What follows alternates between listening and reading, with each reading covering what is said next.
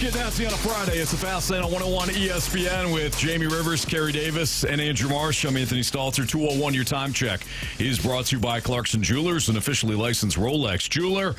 We got a fun show for you today on a Friday. Appreciate everybody being tuned in, whether you're in the snake pit, driving around. Maybe you're with the kids because last day of school for let's go. those kiddos. I never knew that the summers, in fact, were awful. Growing up as a kid, you're like, hey, this is summertime. Best time ever. Best time ever. No school, playing outside with your buddies and stuff like that. For your parents, though, it's hell. That's why we have champagne on ice for the first day of school.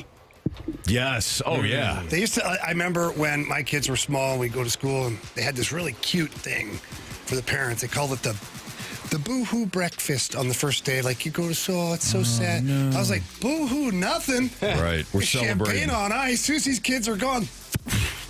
Little mimosa. Let's go. 100%. Yeah. But I mean, I love my kids. Don't get me wrong. I love my kids, too. You know what I don't love? Camps that are like half a day for $1 billion. Well, that's problematic.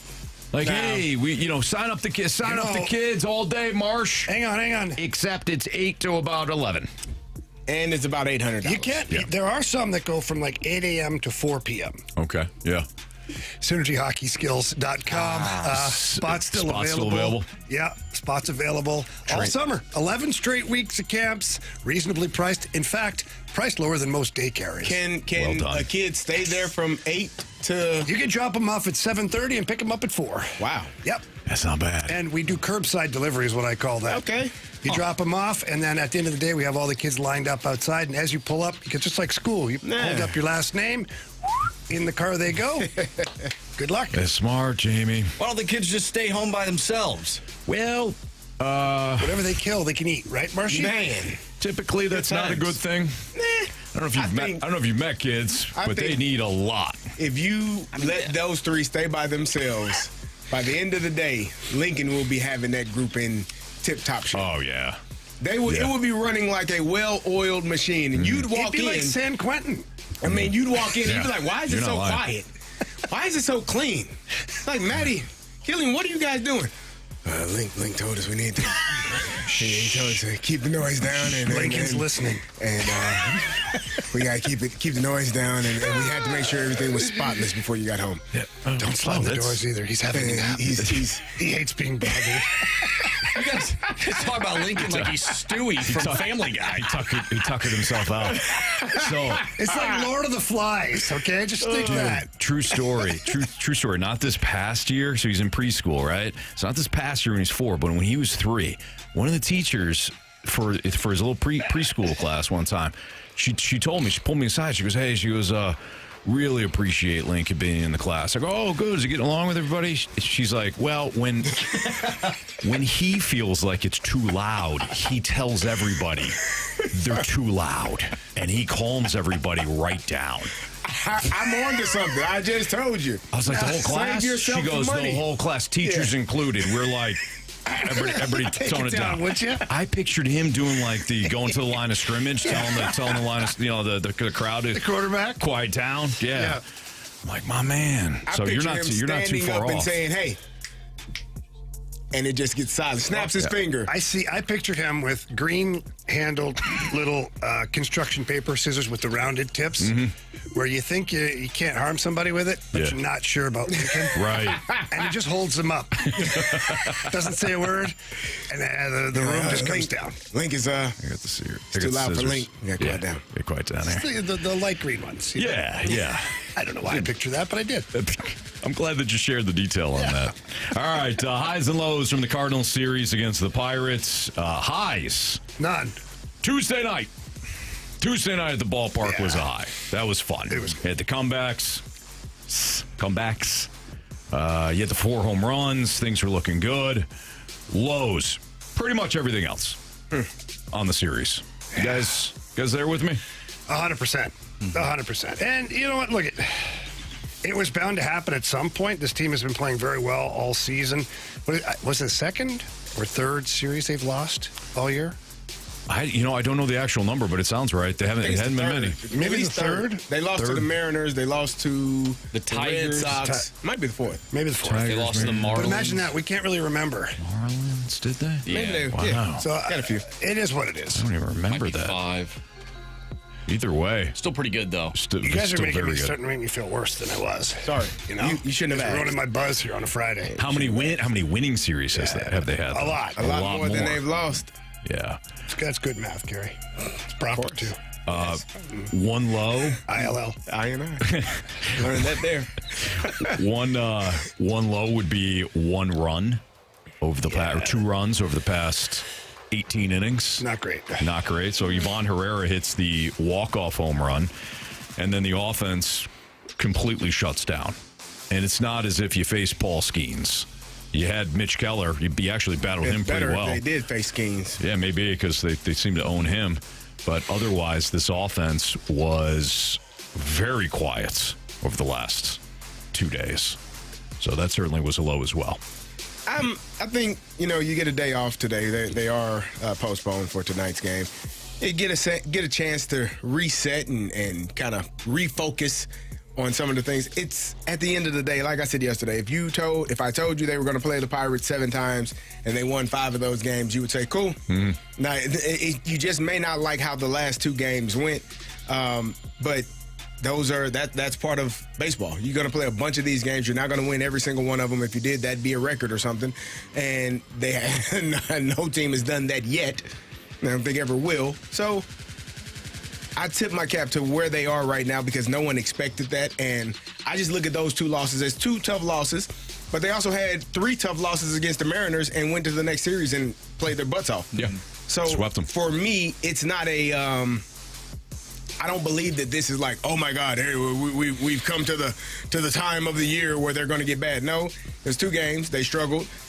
They'll get right. They'll be back to normal offensively, I think, when they start this series in Cincinnati. There's something about this team. They're not as good at home as they are on the road. They have a 500 record at Busch Stadium, but on the road, they're one of the better teams in Major League Baseball with a 15-8 record. So now they head to Cincinnati, and I would expect them, much like Carey just said, to bounce back because it seems like this team is road. They are road warriors. Mm-hmm. Yeah, that's weird too because you got all the energy now at Busch Stadium, which is the thing that the Cardinals organization has been waiting for, and you've got it again. You got the tarps off, so you've got this good environment. Ali talking about in the post game, the players talking about in the post game. So that is a strange occurrence. I brought him up yesterday, but one of the other lows from the Cardinals Pirates series was that Dustin May couldn't survive the middle innings once Pittsburgh made some adjustments. And and I know it happens, I get it, it's baseball, but one of my pet peeves is when your offense scores a run to either tie it or give you the lead, and that pitcher immediately gives it back. It's just one of the things that gnaws at me. Because you got a little momentum created. Ivan Herrera hit the home run yesterday, and Dustin May goes back out, and immediately there's traffic, gives up a hit to the first batter. I think that was Horowitz, who eventually comes in to score. Now, I know he got a couple of ground balls, could have had some double plays if not for the speed of the Pirates, and the Pirates didn't really hit the ball hard. But otherwise, Dustin May has not been great. And we had the whole discussion. Oh, do you keep him? Do you keep him beyond this year? Do you trade him at the deadline? You're going to be forced to keep him. Oh, wow, Anthony. Wow. Am I wrong? It's early, Come on, man. Am I wrong? Come on, man. I don't know why you got to be that way. You still haven't answered the question. Anthony, I don't know if you're right, but I don't know if you're wrong. Fair, Marsh. There's a lot of time left. It's an answer. Man, I said all along, why would you trade him? So you're going to be right in a roundabout way. I'm right. Really? Why would you trade him? See what I'm saying? Why would you trade him goes to, why would you trade him? Why would you trade him? Yeah. Doesn't make any sense, does it? I think it'd be more accurate if you said, who wants him, Listen. We do. Who's going to want you now? The Cardinals. You got to. You would only have 4 pitchers starting in the starting rotation. Might be better. Jamie, they can't even go 6. You're right. The Cardinals had 1 starter go pitch in the 7th inning. They're the last team in baseball, like the lowest team in baseball for a starter getting to 7 innings. Is that important? I don't know, and I don't know if it's by design or not. I have no idea, or if they just because we saw the one game with 74 pitches for McGreevy. Yeah. He seemed fine, but then you look at the underlying numbers, and some of the balls were getting hit harder as the game was going on. So take him out, I guess. Let's put the bubble wrap on him again. Yeah, that's how they do it. When they do their analytics. It's the analytics When guys. they bring It's it a down to the universal dugout. voice. Well, looking at the numbers, I think you should take him on Ollie, at this point. Ollie. I picture them standing behind Ollie, pulling on his little jersey. Ollie, Based on the realize numbers. he's getting hit pretty hard right now.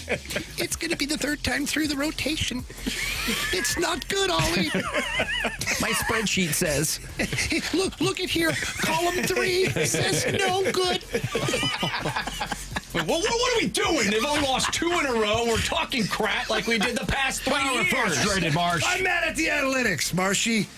Not We're the team. frustrated. I don't And now know. we got postponement tonight. It's Cincinnati. Post Malone? No. He was Maybe. good. But no. He puts on a great show. He does. I really like that rendition of it was Ozzy. Yeah. Is it War Pigs? Ozzie Smith? It was War Pigs. Yeah. Yeah. That he did. Did you see that? It's That rendition? awesome. It was incredible. Got a great bar in Nashville, too, called Posties. It's really Does it? cool. Yeah. It's good. I highly advise I it. think Carey was singing something else. I did too. I thought he No, that's said pasties. Pasties.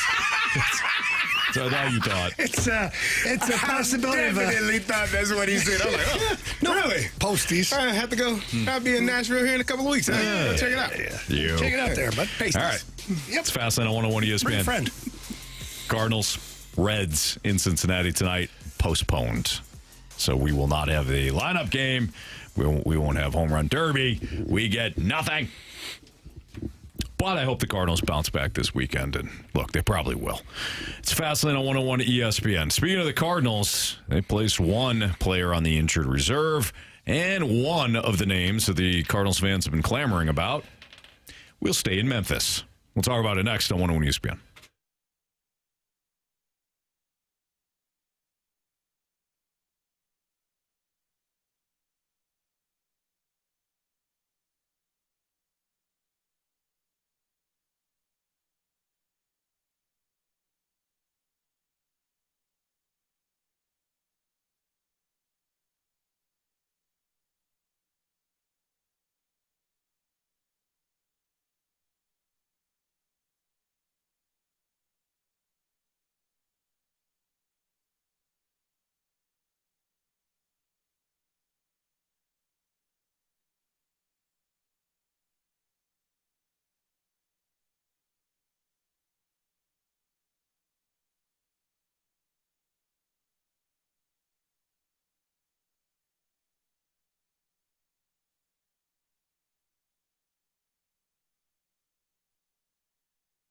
This month at Auto Centers Nissan, we're talking about more vehicles, bigger savings, and one easy location. That's right. You hear me talk about it a lot because it's one of the best focal points when it comes to shopping at Auto Centers Nissan. They've got over 1,000 new and used vehicles all in one location. It's not a dealership that makes you drive all around the greater St. Louis or Illinois area looking for your next new ride. They've got all the vehicles all in one location for you. So when you shop online at AutoCentersNissan.com, you can trust that those same vehicles that you found online will also be at the dealership. And right now, they've got 2026 Nissan Rogue, Pathfinder, Murano, and Frontier models, all available with 0% APR for 60 months. Plus, any remaining 2025 Nissans have been discounted up to $12,000 off MSRP. So a couple of great deals on new and 2025 models. What about pre-owned? If you're looking for a different make, you're not maybe in the market for a Nissan, they've got different makes and models when it comes to their used vehicles. And right now, select used vehicles are available with no money down and no payments for 3 months. So check them out online at AutoCentersNissan.com. When you head out to Herculaneum, tell them Stalter sent you. It's Auto Centers Nissan.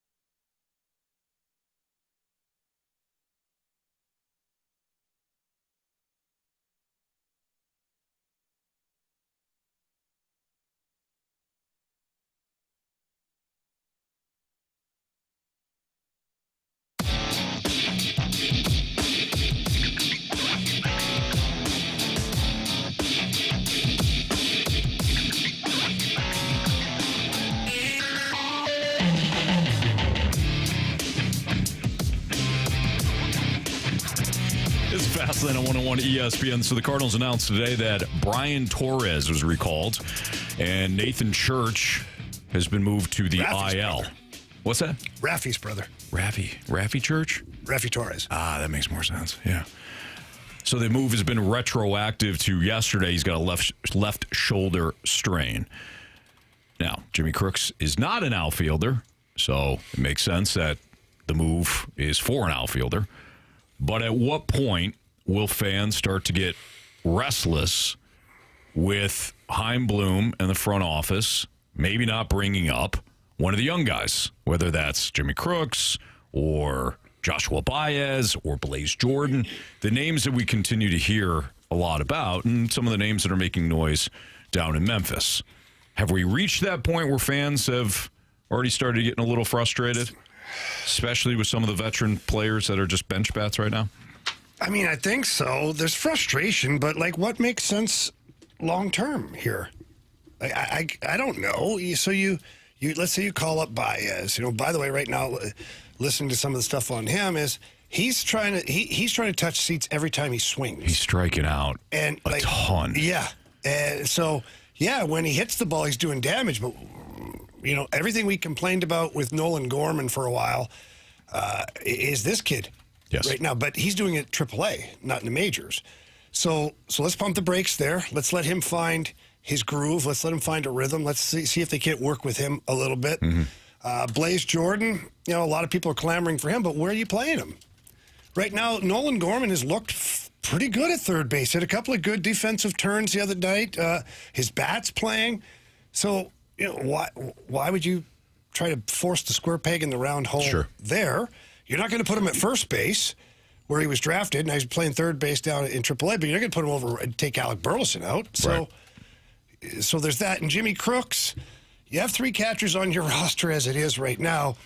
And Jimmy Crooks also is going through some of the same thing as Baez, to where he's swinging, he's missing. And when he hits it, he's hitting it. Mm-hmm. But so I don't know why you force feed that into the lineup just to appease the little bit of noise of people who want it. Yeah, and you can't make decisions based off. Who's on the 40 man? I know Baez is on the 40 man. I don't know about the other guys. Blaze Jordan, I don't believe is. I don't think he is either. So you have to look forward a little bit here. As I was thinking about it earlier today, you have a lockout looming next year. And if you've got anybody on the 40 man, certainly the 25 or 26 man, is susceptible to the lockout. Mm-hmm. If they're not on the 40 man, they can play next year. So your AAA players, the 1 year during COVID where everybody took a beating because there was no AAA, there was no minor leagues, all that stuff. You don't want that to happen because there's a lockout, and then all of a sudden you got Baez, Blaze Jordan, and Jimmy Crooks that can't play for a year or a half a year or whatever it is because they're on your 40-man roster. So I would rather have them at the AAA level so they can continue to develop. I agree. I just don't think it's time to force feed it. This is, again, you can be frustrated as you'd like to be, and you're only frustrated, I'm talking about Cardinal fans, if they are, is because you see what the potential is for this team, but that is not the plan. As you get closer to potentially making the playoffs, maybe you make some adjustments to that plan, but Torres is 28 years old. Like, that's why he's a guy that is here to assist in a need for an injury. It's not to take the place of Nathan Church when he gets back. And you can complain about Pedro Paez. From what I've heard and what they've continuously said, the pitchers love him. The staff loves him. They love how he calls the game. Some of us don't love how he blocks the plate, but they do. And clearly they're not as concerned about the offensive numbers as maybe we are. So Jamie just hit the nail on the head. You don't move those guys because you still want them to develop. They have to be able to play every day. And if they are sent here, and I will say this, I would bet good money that they learned a lot from the Jordan Walker experiment. Like the struggles that he had over the last couple of years where a lot of people thought he was ruined. Like we might have blown it. We might have screwed this kid up so bad that he's unable to be what we thought he was going to be. So instead of rushing a guy here because there's a spot open or we have a need. No, we're going to take our time. We're going to play with the guys that we have here, and we're going to let those guys develop. As you just said, Baez, if he's swinging and missing, if he's struggling, those are the ups and downs, and you'd rather have that failure at the minor league level than to get to the major league level and feel like, oh, crap, I can't play here. Because that's a different mindset, and that's a little bit harder to come out of than it is, I think, at the AAA or AA level. So with all the catchers on the current big league roster, and of course they have a lot of catchers in the pipeline, not saying I do this, would you consider trading Jimmy Crooks if there is no spot for him in the future? Let me ask you this. I think there will be a spot for him in the future. I was just going to say, what's Yeah. the rush? You know, like, not you, Marshy, in particular. I'm just throwing it You're out there. asking the question, and my answer to that would be, why are we even worried about trading him right now? Like, why? He hasn't proven himself at any as far as the major league level, so we don't know what he is, and other teams might want, but then you don't know what he is. So for me, I'd be like, why? There's no rush here to try and force feed Jimmy Crooks into a trade or get rid of him because we got no spots. Who knows what can happen 25 games from now, 50 games from now. Pazes might get hurt. Whoever might get in a slump. You might, like, who knows? So therefore, if I'm the Cardinals, you have the cabinets are full for you. Let's just enjoy that for a moment, because I really don't know the last time the Cardinals had this kind of, I'll call it a luxury, of being able to look down at AAA Memphis or even Springfield and go, hey, we got some guys coming up here. So I don't think I'd be looking to, like, well, I guess we got to trade Crooks because, you know. Well, no, this wouldn't be like a, let's do it tomorrow type thing. This is down the road. But how far down the road? I think you get past this season. Okay, but then what's the urgency still? I'm just thinking you have Rodriguez and Bernal who more than likely will be those guys in the future. But how do you know? Because you thought Crooks was going to be the guy. My point is, I've heard the other two are my point is, the you guys. just don't know. No, you don't know. And then maybe that's your play. Maybe trade one of those guys. No, I'm just, again, I'm not advocating for this. I'm just spitballing here. If you see those other two moving up throughout the pipeline within the next X amount of years, and you already have what you have now and you feel comfortable with that, before a guy makes it to the majors and potentially fails, if other teams are like, oh my gosh, look what this guy's doing in AAA. Let's trade some pitching for him because we need a catcher that can hit. And if the Cardinals don't see a plan for him in the immediate, or not the immediate future, but in the future, because they have other guys in the pipeline, I wonder if that's something that they consider if there's a logjam at catcher. But again, I'm not advocating for it. I'm thinking out loud here. To me, it's not a logjam at catcher because they're all in the minor leagues. They're all working their way, and then the cream will rise to the top, and you pick the best one. It's not I don't feel like it's oh my God, we got to rush and do that. I don't think. Yes, Paez could block the plate better, but I don't think it's a situation a lot better. Come on, brother. But I don't think it's a situation where they're looking at it and saying that position needs to be upgraded right now, today. From an unknown situation, you don't know what Crooks is. You don't know what Rodriguez is. You don't know what those guys are just yet. That's why you're still letting them cook. They're still working their way through the organization. And I'm sure, similar to what you saw from J.J. Weatherholt, when they feel like, okay, that's it. He's shown more than enough at this level, and we have a need for it. They had a need for it because they traded Brendan Donovan. They have a need for it. When they get to the point where they see that's enough, I've seen more than I need to see, and I have a need for that position, I think that's when those players come up and they take the position that is needed. But I would assume, based on what we see, Pedro Paez plays pretty much every damn day. So regardless of what I think about him and his inability at times behind the plate, they don't feel that way. They don't feel that it is an urgent need to move on from him because and the only reason why I say that is because he plays damn near every day. Like he doesn't miss any starts. Only time he's not starting is when McGreevy and Palante are pitching because Herrera's catching. So he's playing 60% of the games. I don't think they see an issue with it right now. Plus, you would make a trade like that when you're at the deadline and you know you can get somebody to go to put you over the top. That is, in my mind, when you make a deal like that. If you're going to involve one of your young catchers that you have in the pipeline, it is when you are on the brink of contending, like being a legit contender, and you make a bold move to get something in return to upgrade your big league roster. And obviously the Cardinals aren't there yet, and I don't think they're going to be there a year from now. Well, that's why I said this is not an immediate thing.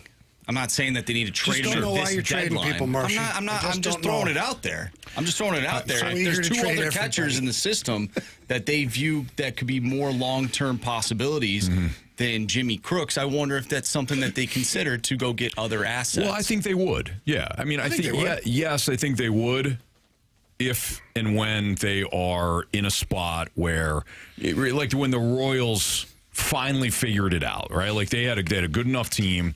What's going to put us over the top? And at that point, it was Johnny Cueto. Johnny Cueto was going to be acquired at the deadline, and it was their move to say, we're done rebuilding. We know what we have. Let's go. Let's find something that's going to get us over the top. And that's the move they made. They traded for Cueto, wound up winning the World Series that year. You know, rest is history. But that's when you make moves like that. So I think it's a possibility, Marsh. I think it's smart too. I do. I think it's smart. I also think it's smart to be patient, which is your right now. I'd be point. patient, and I know what Marshy's saying. He's not saying trade him next week, next month. He's not like, even at this deadline. Yeah, just look forward. Be a little ahead of the game instead of behind the game, which the Cardinals have been guilty of over the last handful of years. You ain't wrong. Used to be. Thank you. Used to be. I believe I said the word used to be. You said That's last 3 few words. years. And I'm giving you a insight into where we are now. We don't focus on the I negative, don't need Jamie. you to be giving me anything. We're looking through the. I'll give it to we're you and looking- you'll take We're looking it. through the No. windshield. Yeah, It's you not the will. way it works, Carey. No means no. Real quick, Jamie, you're absolutely right. So when you bring up Jimmy Crooks' strikeout rate, you're not going to see that dude at the big league level until his strikeout rate comes down.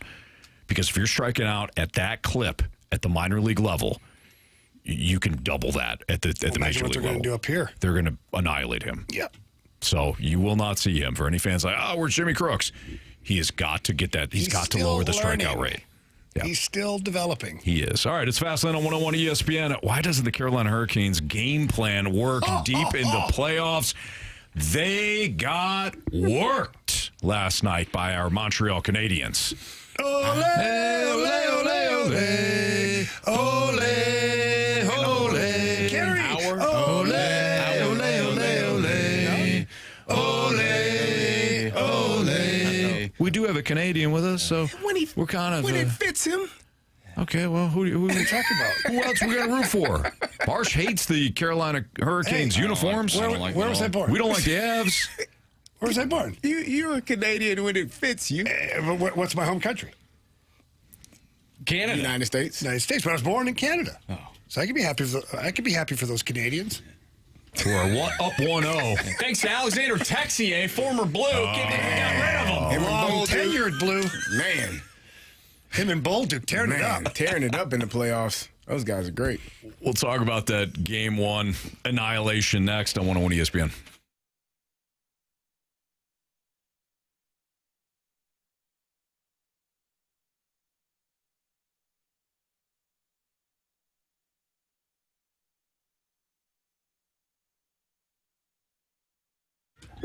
My friends over at Circus Sports got a lot of great things going on, from the casino itself, which has, just the gorgeous, gorgeous sports book there.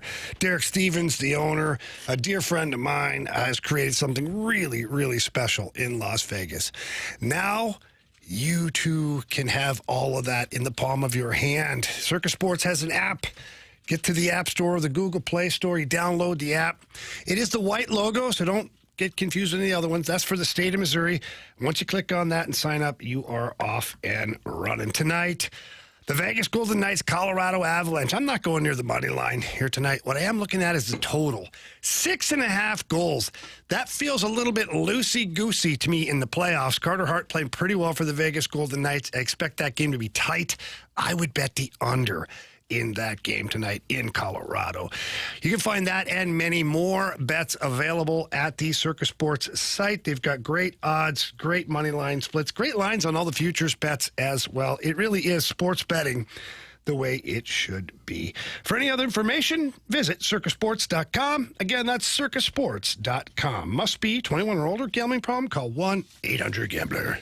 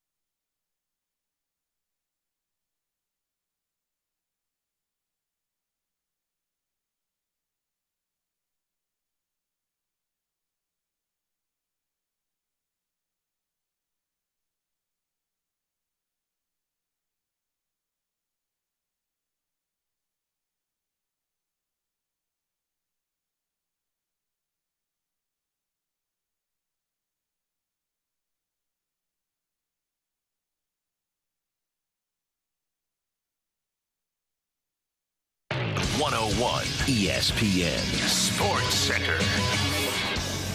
I'm Andrew Marsh. It's time for a Sports Center update brought to you by Saliga Heating and Cooling. Brian Torres was recalled from Memphis.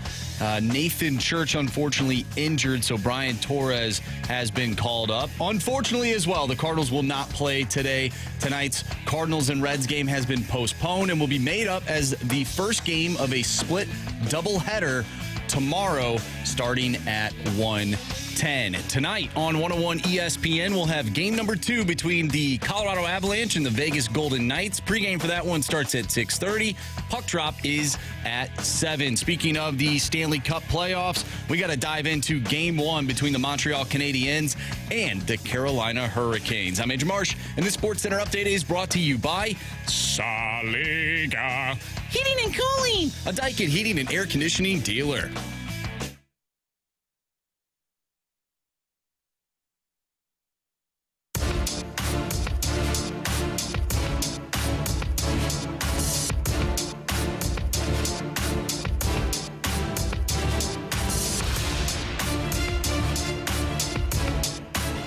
It's a fast lane on 101 ESPN. So the The Carolina Hurricanes got pumped last night.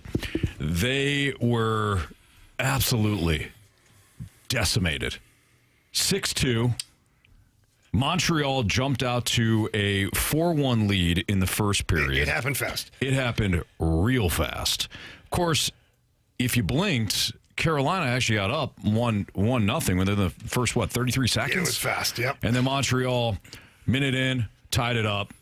4 minutes in, 2-1. 8 minutes in, 3-1. 11 and a half minutes in, 4-1. And it felt over. I know we've seen some big comebacks this year in the postseason. I know over the years there have been some big comebacks. It felt over last night. So, Jamie, question is on the Carolina side. Yeah. Why doesn't Carolina's game plan work deep into the playoffs? Look, this year obviously to be determined ultimately, but here's what I'll tell you about Carolina. The way they forecheck, they picture the ice rink, and if you took a line and drew it from the middle of one net through the middle of the other net. So you're cutting the ice in half lengthwise. What the Hurricanes try to do is they force the puck out to one side or the other. And once the puck is moved to one half of the ice, they flood that half of the ice with 5 players. They cut the ice in half, 5 guys on 2 or 3, whoever's in that zone. Usually 2 guys out on the other side that are useless because you can't get the puck to them because Carolina is so aggressive and so fast, and they take the right lanes, they angle properly. So what they do is they smother you, kill the play, and go on offense. And those other 2 guys, remember we were talking about them? Mm-hmm. They're no help defensively at this point. So now you've got a 3-on-2, a 2-on-1, a 3-on-1 on that side of the ice developing because of the aggressiveness of that. The only way to beat that is there's 3 ways to beat it.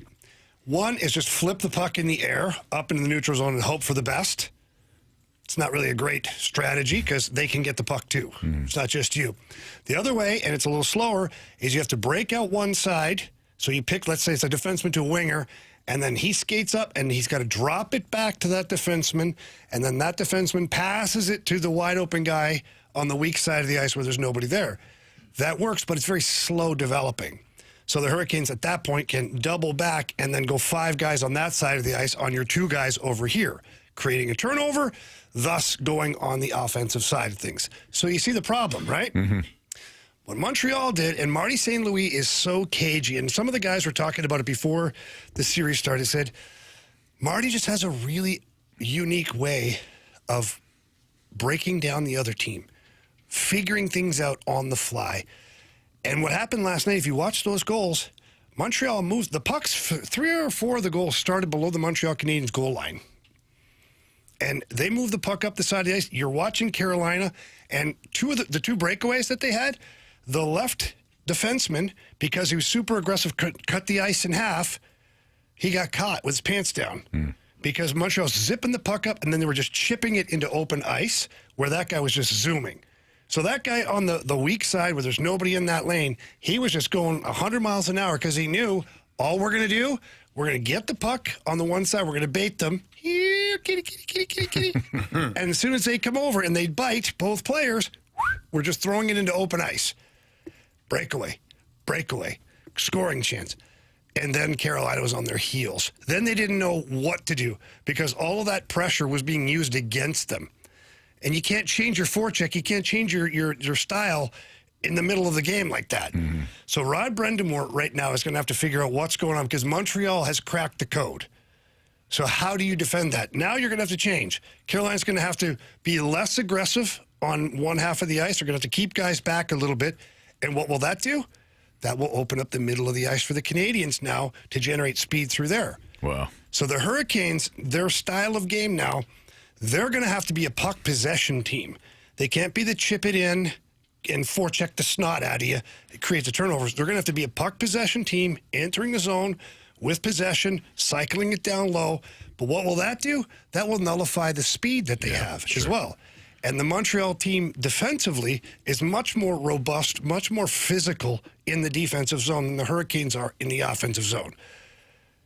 So Marty St. Louis has effectively taken their strength and turned it against them, using it against them now. And not only using it against them, but turn it into a weakness based on how Montreal plays. Jamie, that's an awesome breakdown. I love the X's and O's of it all. I had remarked to you, Obviously, I didn't see that. I did see Montreal constantly going behind their goal line. Constant. I mean, they were setting up. They were trying to bait the one guy to forecheck fast. Yeah. And Carolina always, like, strong side of the ice is where the puck is. Weak side is where the puck isn't. And Carolina love to force the puck into what their strength is, where they have numbers. And then once they do that, they just go. Like, even the defenseman on the strong side of this, which is, it's a really big faux pas for that guy to be pinching. He goes. But what happens is he leaves his partner on a little island back there. So when you get the puck past that one guy who's super aggressive, little buddy on the island's got nobody with him. Right. Now what are you going to do? He's screwed. So Montreal is playing very purposeful hockey. They're moving the puck quickly. It's on the tape, off the tape, because they know they don't have a lot of time. If they dust it off at all, Carolina's going to get the puck. They're going to create turnover. Yeah. You cannot. It's got to be little redirect plays, little quick plays, little bank off the boards, and that will put them on their heels. And so their biggest strength now, they won't be able to use it. That's it. Again, that's a great breakdown. The only thing I saw, and it kind of matched up with what you just talked about with Montreal's size, I felt as though anytime Carolina entered their offensive zone, they got punished. Oh, yeah. I mean, every time Montreal had a guy there, body on body, and they wiped out that player. I mean, it was like, if you want to enter your own zone, fine, but you're gonna leave with a headache. And I just thought that pounding was there. It was over and over and over again. I didn't know if it was because the game was, at the time 5-2, and then they got the empty netter at the end there. But because they had such a big lead in the third period, that's how they were playing it, or that was part of the strategy. And it sounds like what you're saying is they flipped the script on Carolina, took away their speed, and now all that speed. You can't be. A lot of guys aren't big and fast. It's typically got one or the other. And if you take away Carolina's speed, like you're saying, you get into the zone, you're getting punished. So all that physical play from Montreal is on display now. What Carolina's going to have to do is, again, puck possession game. They're going to have to enter the zone with possession, and then they're going to have to become funnel pucks to the net with traffic each time, like just constantly going north, kind of like Colorado plays. That's the way they're going to have to play to get Montreal off of their game now, where Montreal will have to defend more. They'll have to bring forwards back down to help support. They won't be able to stretch the play out waiting for that long pass. They'll have to come down and condense the ice a little bit. That's the only way Carolina's going to get back in the series. Isn't it crazy how there are some teams in sports that just cannot figure it out in the postseason? We just talked about the Carolina Hurricanes. The Buffalo Bills come to mind. The Milwaukee Brewers come to mind. Teams that are really good in the regular season, but for whatever reason, it could be roster construction. It could be just the way that the chips fall. Maybe they're unlucky, but it just seems like sometimes these teams just can't get over the hump. I don't know what that is. Well, Carolina specifically, like you said, I mean, they have lost either in the first round, second round, or the conference finals in each of the last, 10 years now, I think it's been. Yeah, and maybe like you're saying, it hasn't been great. And it may but they've been one of the best teams in hockey. Sure. And the reason that they have been is that style of game they play from a night-to-night basis where you have a different opponent every other game, or every game for that matter.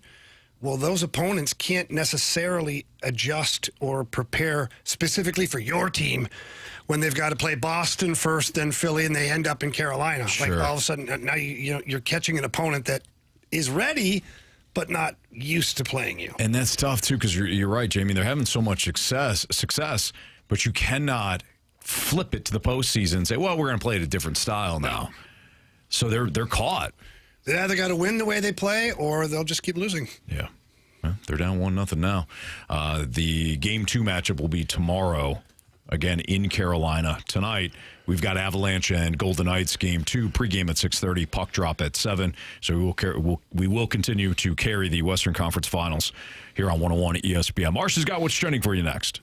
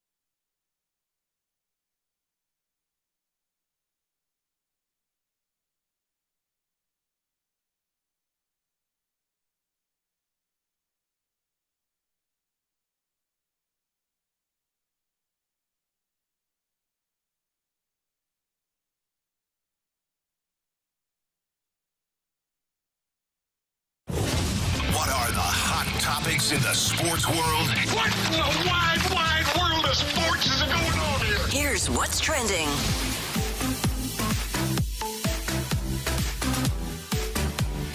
Welcome back to the Fast Lane here on 101 ESPN with Anthony Stalter, Jamie Rivers, and Carey Davis. I'm Andrew Marsh, and it's time for What's Trending. Gentlemen, on Sunday, we get the 110th Indy 500, of course, taking place at the Indianapolis Motor Speedway.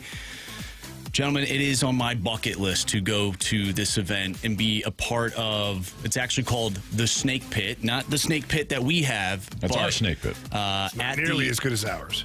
No, not at all. But it does look fun. And one day I hope to go there. It is on my sports bucket list to go to the Indy 500 and be a part of this. My question for you is, what is on your sports bucket list? It could be an event. It could be a venue. It could be watching a team somewhere. What is on that bucket list of yours? I don't know. I like watching the Super Bowl on TV. I'm sure it's fun to be there. It'd be more fun to play in it, Carey, I'm sure.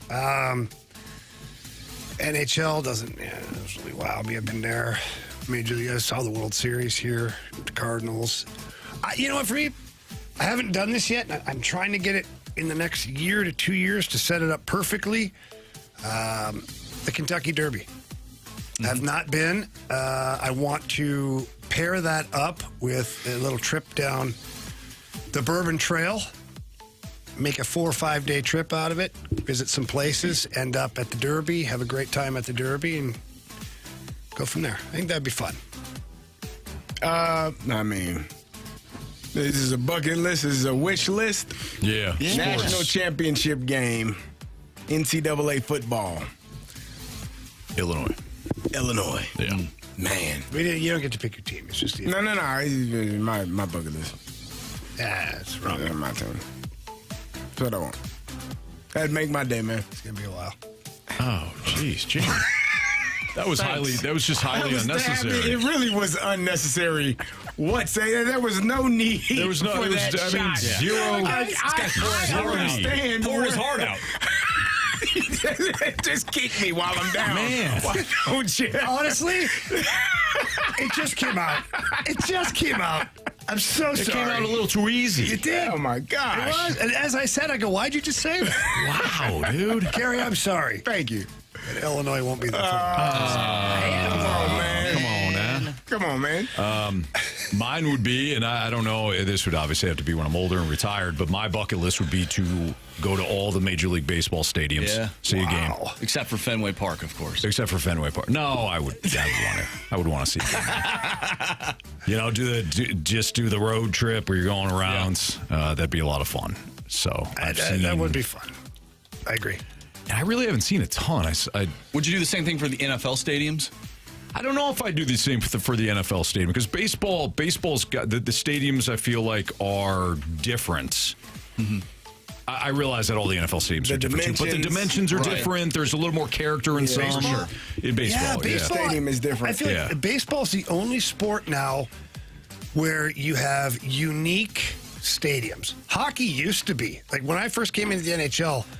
Every city had a different rink that looked different, felt different. Sometimes the dimensions were different, everything. Now they're all the same. Mm-hmm. They don't look the same on the outside, but in the inside is pretty much the same. Right. And I feel like that's the same way with the NFL. Maybe some of the newer stadiums are a little bit different, but with baseball's cool. Yeah, they've got different attractions within the stadium, different unique features. And I don't even think I've been to 10 Major League stadiums thus far.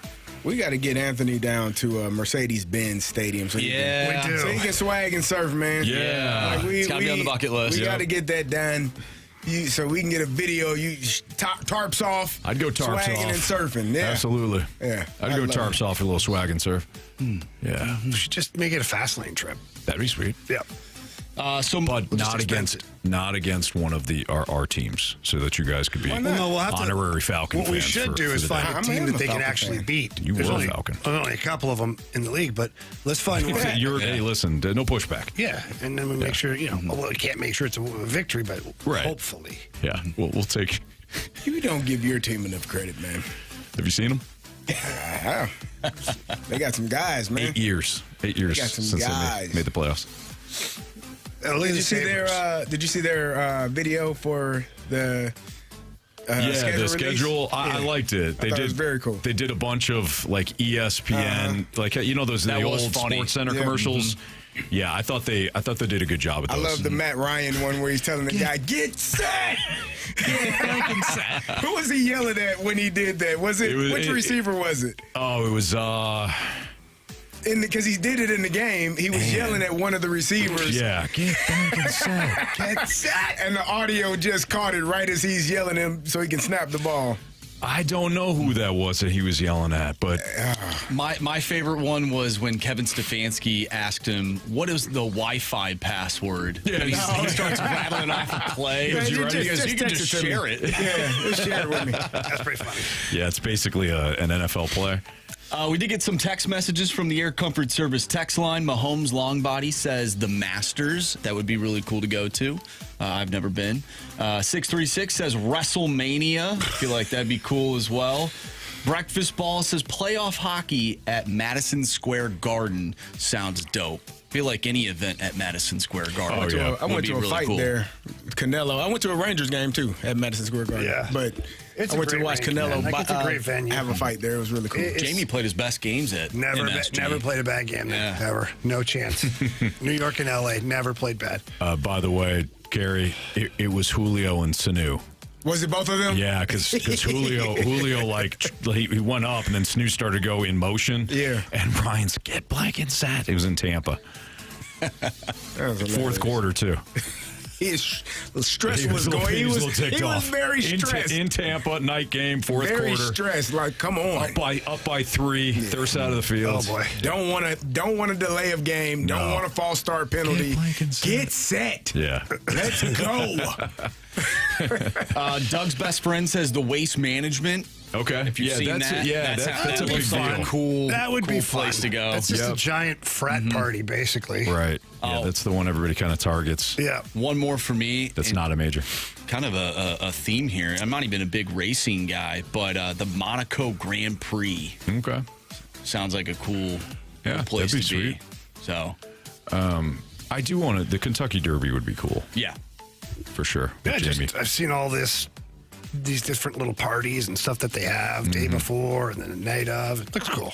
And plus, it's not just the Kentucky Derby. They've got so many races going on for Churchill Downs that Yeah, day. they do. They're running constantly. And the day before, they've got races too somewhere else. It's Yeah. it's like a big thing Yeah, too. the Oaks. I think I don't know, one of them's the Oaks. You That's wearing why pastels, Anthony, when you go to the Kentucky I think Derby? you have Of to. course. Yeah, I think you have to. Yeah. It's basically Easter all over again, right? Pretty much. Yep. It's Fast 901 ESPN. Do the Blues need to go all in with their current core? That's next.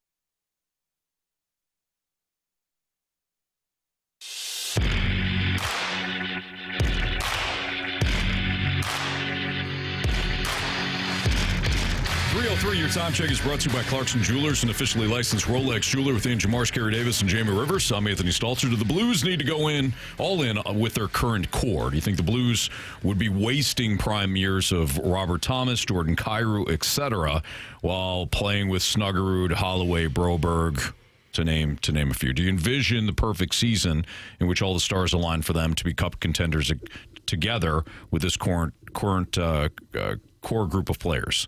Do you feel as though that this group is the core, and when the time is right, they should make a bold move, whether it's at the deadline, perhaps next year, or maybe in the offseason right now, where they kind of say, hey, we've got our core, let's go over the top? Carey Davis. Quick question. Yes, sir. For clarification, is this the second half Blues or the first half Blues?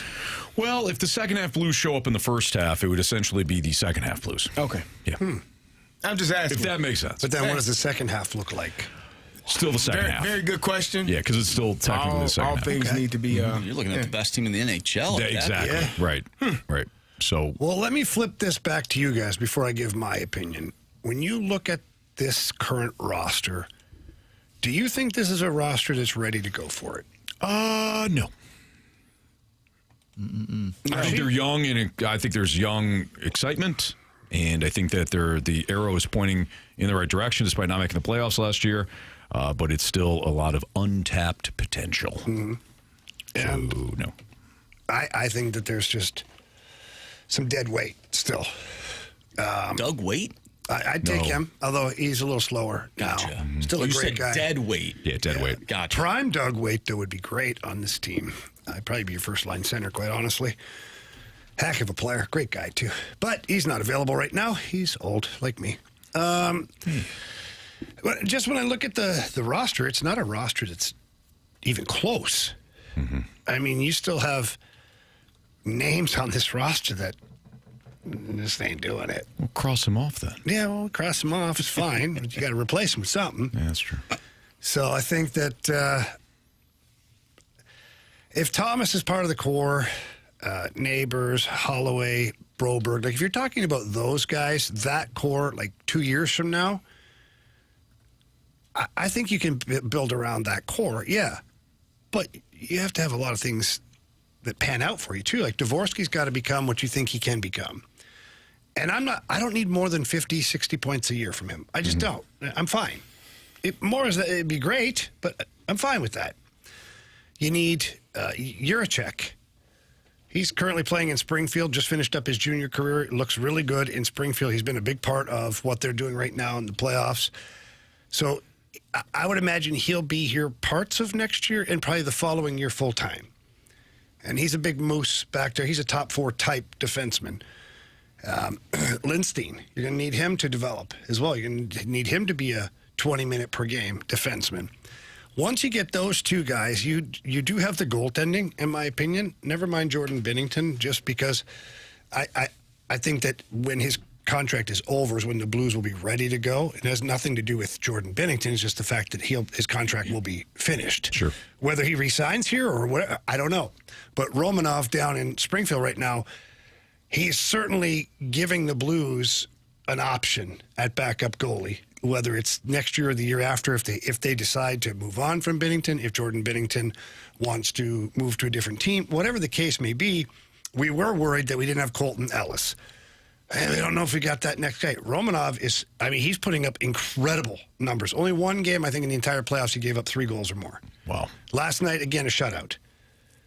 So you got a guy that's developing quickly at that level, and you got Joel Hofer. So you've got a good start to what you need. You need more scoring, and I don't know where that's going to come from. You're hoping that Kyrou has a bounce-back year next year, and that the year after it's even better, if he's still a Blue. Maybe Jordan Kyrou gets sick of hearing his name out there, too, and says, hey, you know what, Steiner, get me the hell out of here. I'm tired of this. Yeah. I'll take my 60 points somewhere else. Sure. Maybe that's the case. So then you can probably get some pieces for Jordan Kyrou. Robert Thomas has to continue to be consistent because he's not. He's streaky. And the end of last season was fantastic, but so was the end of the season before. Right. Everything in between is kind of so-so or injured.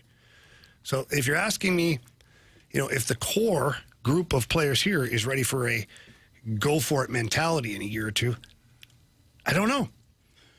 I think the way that I look at this question is when you're going for it, and this is just the way that I look at it, you are believing in Robert Thomas, Jordan Kyrou. I'll even throw Buchnevich in there, where you are keeping these guys. Jamie, you said this team is probably not ready to take that next step for another 2 years. How much patience does the Blues front office have to keep those guys on the team to see what it looks like when the younger guys are ready to make said jump? Because if they're not willing to show that patience, well, then they're trading for probably younger players, and then it could start the cycle all over again to where then they're not ready to take that next step in 2 seasons. So that's how I sort of look at it. Are you going all in? Are you believing in the Robert Thomases, the Jordan Kyrous, Pavel Buchneviches? Like, are you believing in those guys in the next 2 to 3 years that they're going to still be here and we're going to make that jump to being a cup contender with them on the roster? Yeah, I don't think that's possible. Oh, okay. I don't. I'm just being honest. Pavel Buchnevich, every year he's played here, he's gotten worse. Mm-hmm. No, So- hey, the stats are the stats. The stats are the stats, and his speed. Like, do we want to look at that? Like, his speed incrementally has gotten slower and slower each year. So that doesn't mean he can't have a bounce back season, but am I hitching my wagon to that at $8 million a year? I'm not. Jordan Kyrou, just go ahead, St. Louis, speak your piece right now, because nobody thinks, very few people think, that he's consistent enough of a all-around player to be the guy. And Robert Thomas has had trouble staying healthy, and he's been inconsistent. So if those are your 3 pillars, just the way I laid it out for you right now, are you hitching your wagon to that? And if you're not... I'm asking you, would you? Oh, me? Not to all 3 of them. Exactly. Not to all 3. So then there's work to be done. There is absolutely work to be done. There's work to be done. There's young players that you have to develop. There might be free agents, not so much this year, but in years to come. There might be trades that can happen. Alex Steen and Doug Armstrong cannot look at this roster right now and say, we have our core in place. We just have to add pieces. Because your core right now has deficient pieces. I don't mean bad guys, bad teammates, nothing like that at all.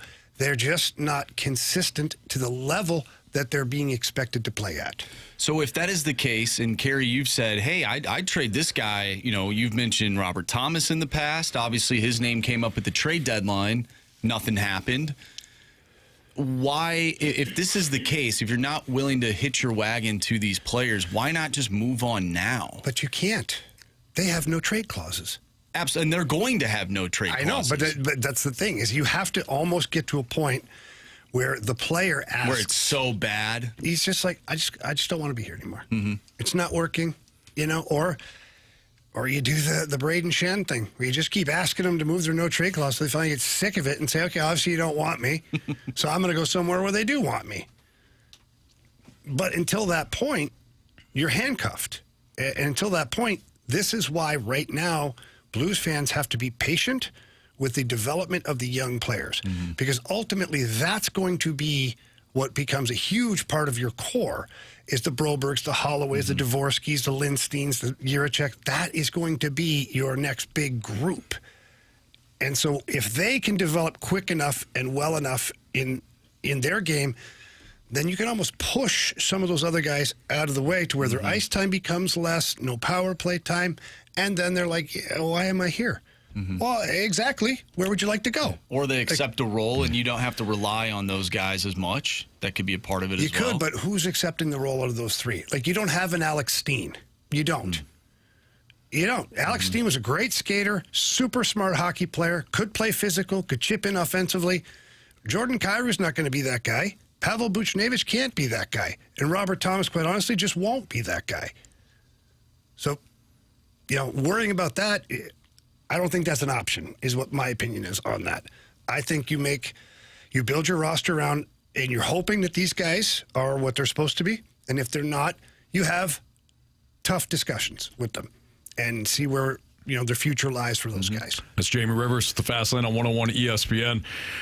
What NFL teams are at the fork in the road, so to speak, with whether or not they're going to continue to potentially stay in that championship window, or is this potentially it? They got to do it now, do or die. That's next on 101 ESPN.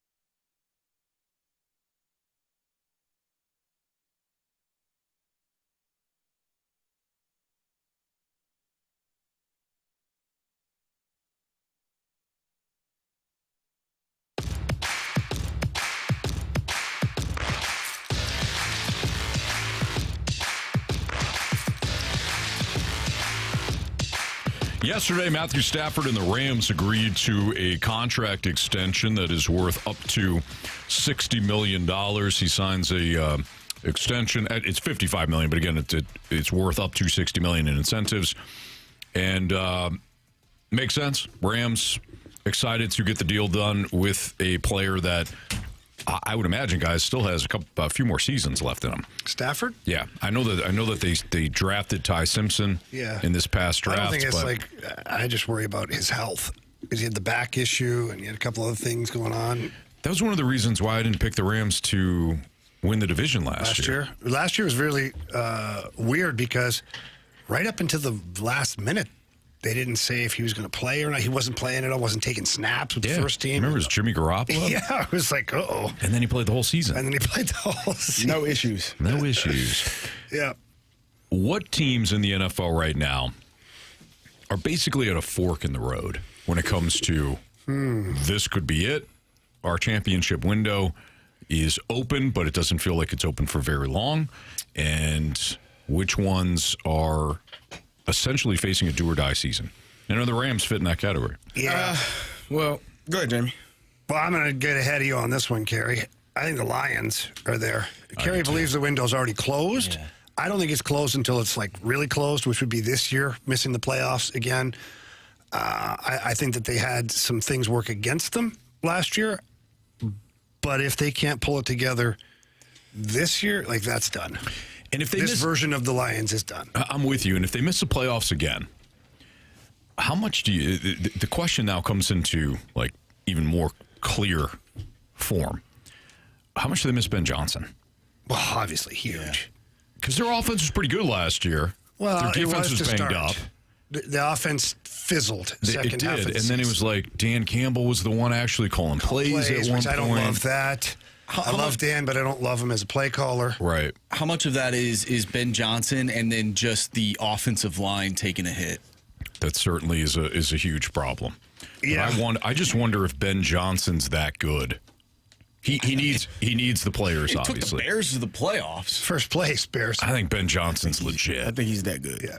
So you take him away from the Lions. They didn't make the playoffs last year. I think the defensive guys stepped up really good. Yeah, I didn't like Aaron. I don't know if I think Aaron Glenn's a good coach, Glenn but was good, but I thought I don't know his name. I can never remember his name. The new defensive coordinator. I liked his style. Mm-hmm. Seems like he had that defense playing pretty hungry.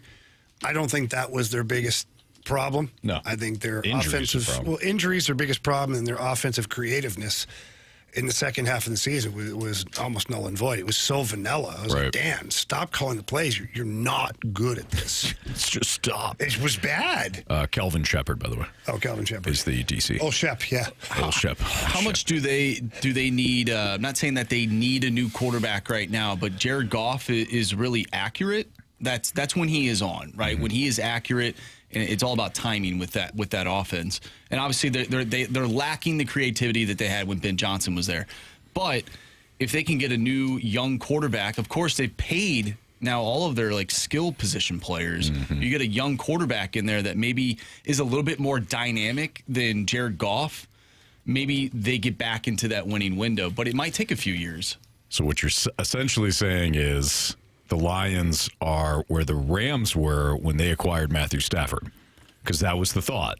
Jared Goff is good. He's not great. He's not going to get us to where we ultimately think this offense could be, and that's why they made the deal with the Lions. Jared Goff, by the way, there's a potential out in 2028.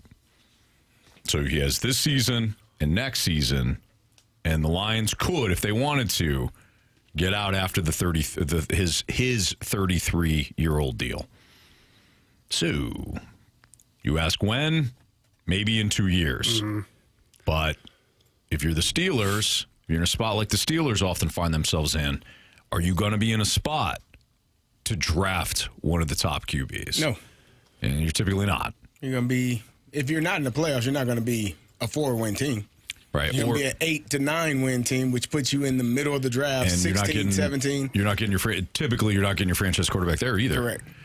All right, so the Lions, I actually think the Lions are the poster child for this conversation. And again, we're talking about which teams are basically in do or die mode because of what we just presented with the Lions. The roster's getting perhaps a little older. I got another one for you. Go for it. 49ers. Okay. Have dealt with a number of injuries over the past couple of years. Surprisingly, the most uninjured player has been Christian McCaffrey. He usually misses a lot of time, but he played a lot. You just signed Mike Evans, who is on the back end of his career. Deebo Samuel is no longer there. Trent Williams is trending towards his career ending at some point. Probably one of the best left tackles. Not probably the best left tackle of this generation, of this era. Mm-hmm. And so you're running to a point where you've dealt with a number of injuries. Nick Bosa has been injured. Fred Warner has been injured. They've had a bunch of people that have been injured. Brock Purdy has missed time. Like, you've had a lot of injuries throughout this time. And I think that they're getting to the point where now you can look at it and say, maybe this the group that made it to the Super Bowl those number of years, the guys that you know, are towards the back end of their career. George Kittle as well. Like, he's dealt with a lot of injuries as well. So I think the 49ers window, other than the Lions, I think the 49ers window is closing rapidly as well. Also, you're in a division with the Super Bowl champs, what everyone deems as the best team in the Los Angeles Rams. Like, you're in a really tough division to compete in and week out. That's a tough schedule that you're having to face every single year, and your team is getting older, and you haven't won a championship with this roster. I'm going to throw out one that I don't even know if I necessarily believe it, but I could talk myself into it. From a talent standpoint, they're still one of the most talented teams in the NFL. But their entire situation often feels fragile. What do you got? Are you going to say the Eagles? Yes.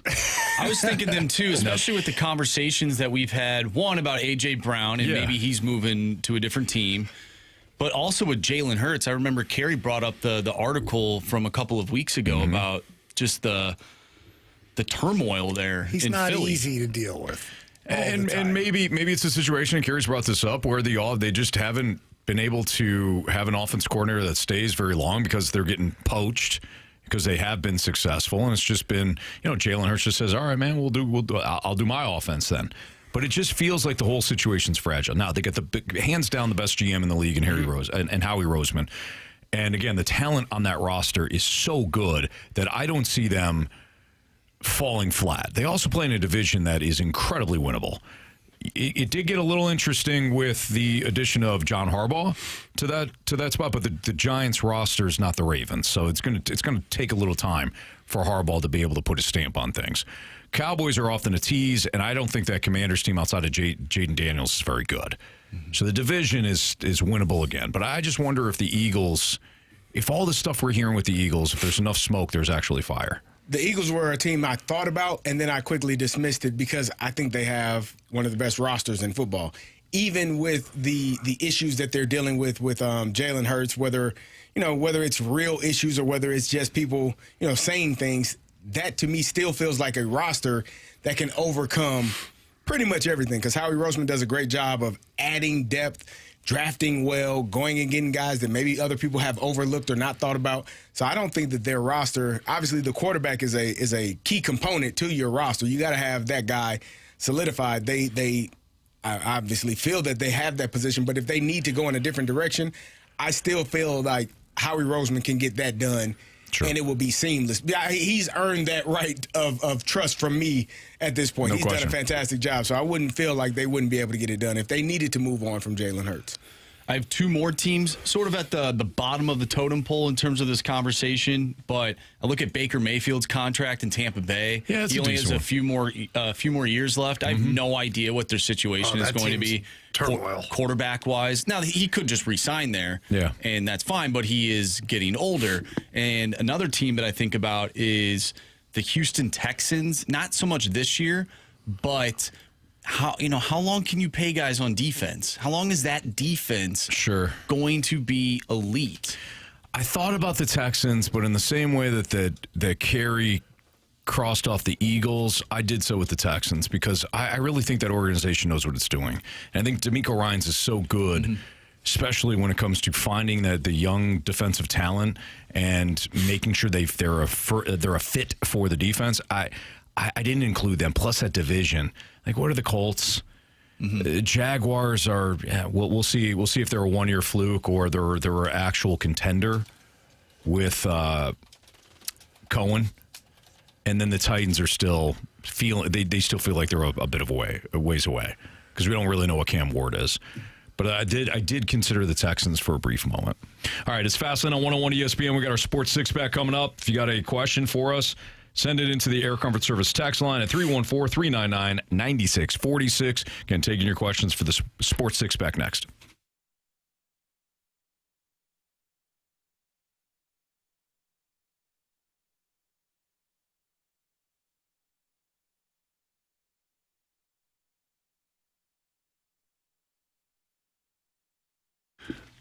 Well, if you've got some uninvited guests to your property, and I'm talking about some of those ticks, mosquitoes, ants, rodents, moles, all of those things, call my friends over at Amco Ranger. They are A+ rated, BBB rated business with all the employees being very well trained. I've had several services now from Amco Ranger, and they do an amazing job at all of it.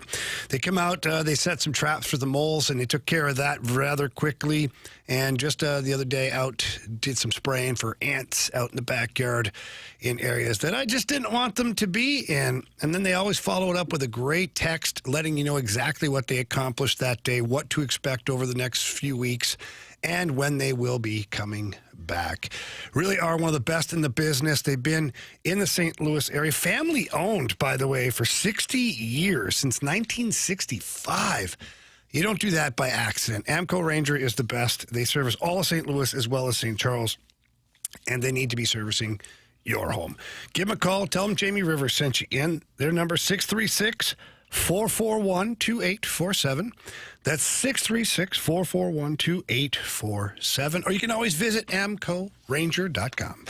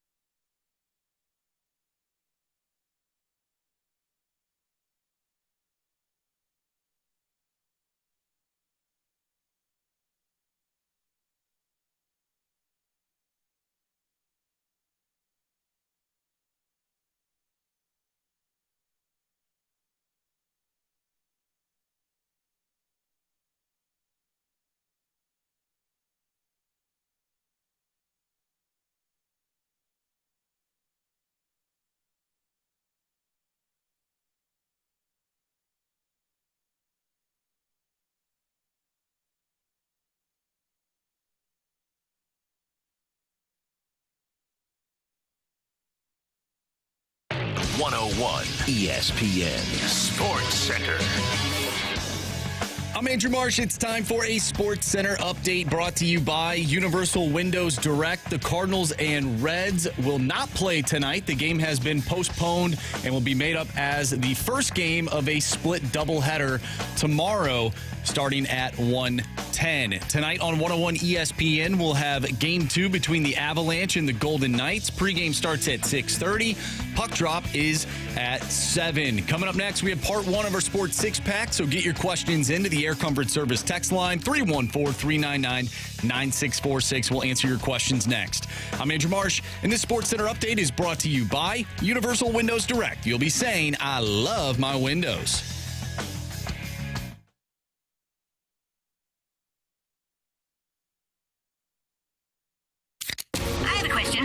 time for the Fast Lane to answer your sports questions. I want to ask you a bunch of questions, and I want to have them answered immediately. Asking me all these weird questions. Answer the question. Answer the question. Answer me! Refreshed by Urban Chestnut. Urban Chestnut Swickle Light Premium Light Beer. Live your lifestyle, St. Louis. With Carey Davis and Jamie Rivers, I'm Anthony Stalter. It's the Fast Lane on 101 ESPN. Time for the Sports Six Pack. If you want to participate, you can. Air Comfort Service text line is 314-399-9646. Marshy, question one, please. Before we get to question number one, this is such a throwback. I believe that this is a troll, but Danny Beefcake texted in, why was the game postponed? It's not raining here.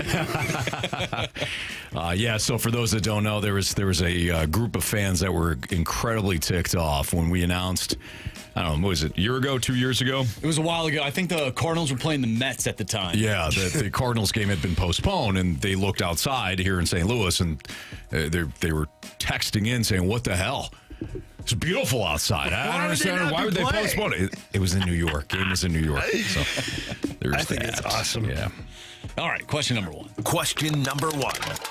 From Barclays Bone, is Dylan Dubé a viable option to be signed on the Blues roster next year?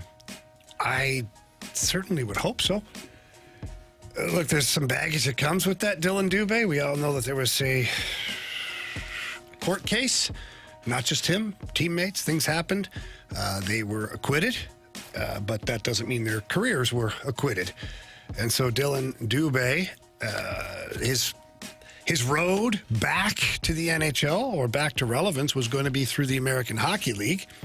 And the Blues signed him to an AHL deal with the Springfield Thunderbirds. And he has been really good for that team. And he falls in that age bracket that Army's talking about. Mm-hmm. He's in that sweet spot, and he's right now he's playing a massive role for Steve Ott in the playoffs in the Springfield Thunderbirds. I don't see why the Blues wouldn't offer him a two-way contract next year. However, there will be other teams too. Other teams are going to come knocking on that door because he's not the Blues' property. He signed an AHL deal, which means that any NHL team can offer him a contract this offseason. Now, will his agent and the player maybe show a little loyalty to the Blues for giving him an opportunity to recapture his career? Maybe. Maybe not. Depends on the money. Mm-hmm. Question number two. From the 618, is the AFC West the best division in football? And who do you think wins it this year? Can Bo Nix and the Broncos bounce back after his injury? The AFC West? I think the NFC West. So the NFC West. Or the NFC North. Yeah. Yeah. And I'd probably go with the NFC North top to bottom because even if we think the Raiders improve, we're talking about a team that's probably capped at about 6 wins.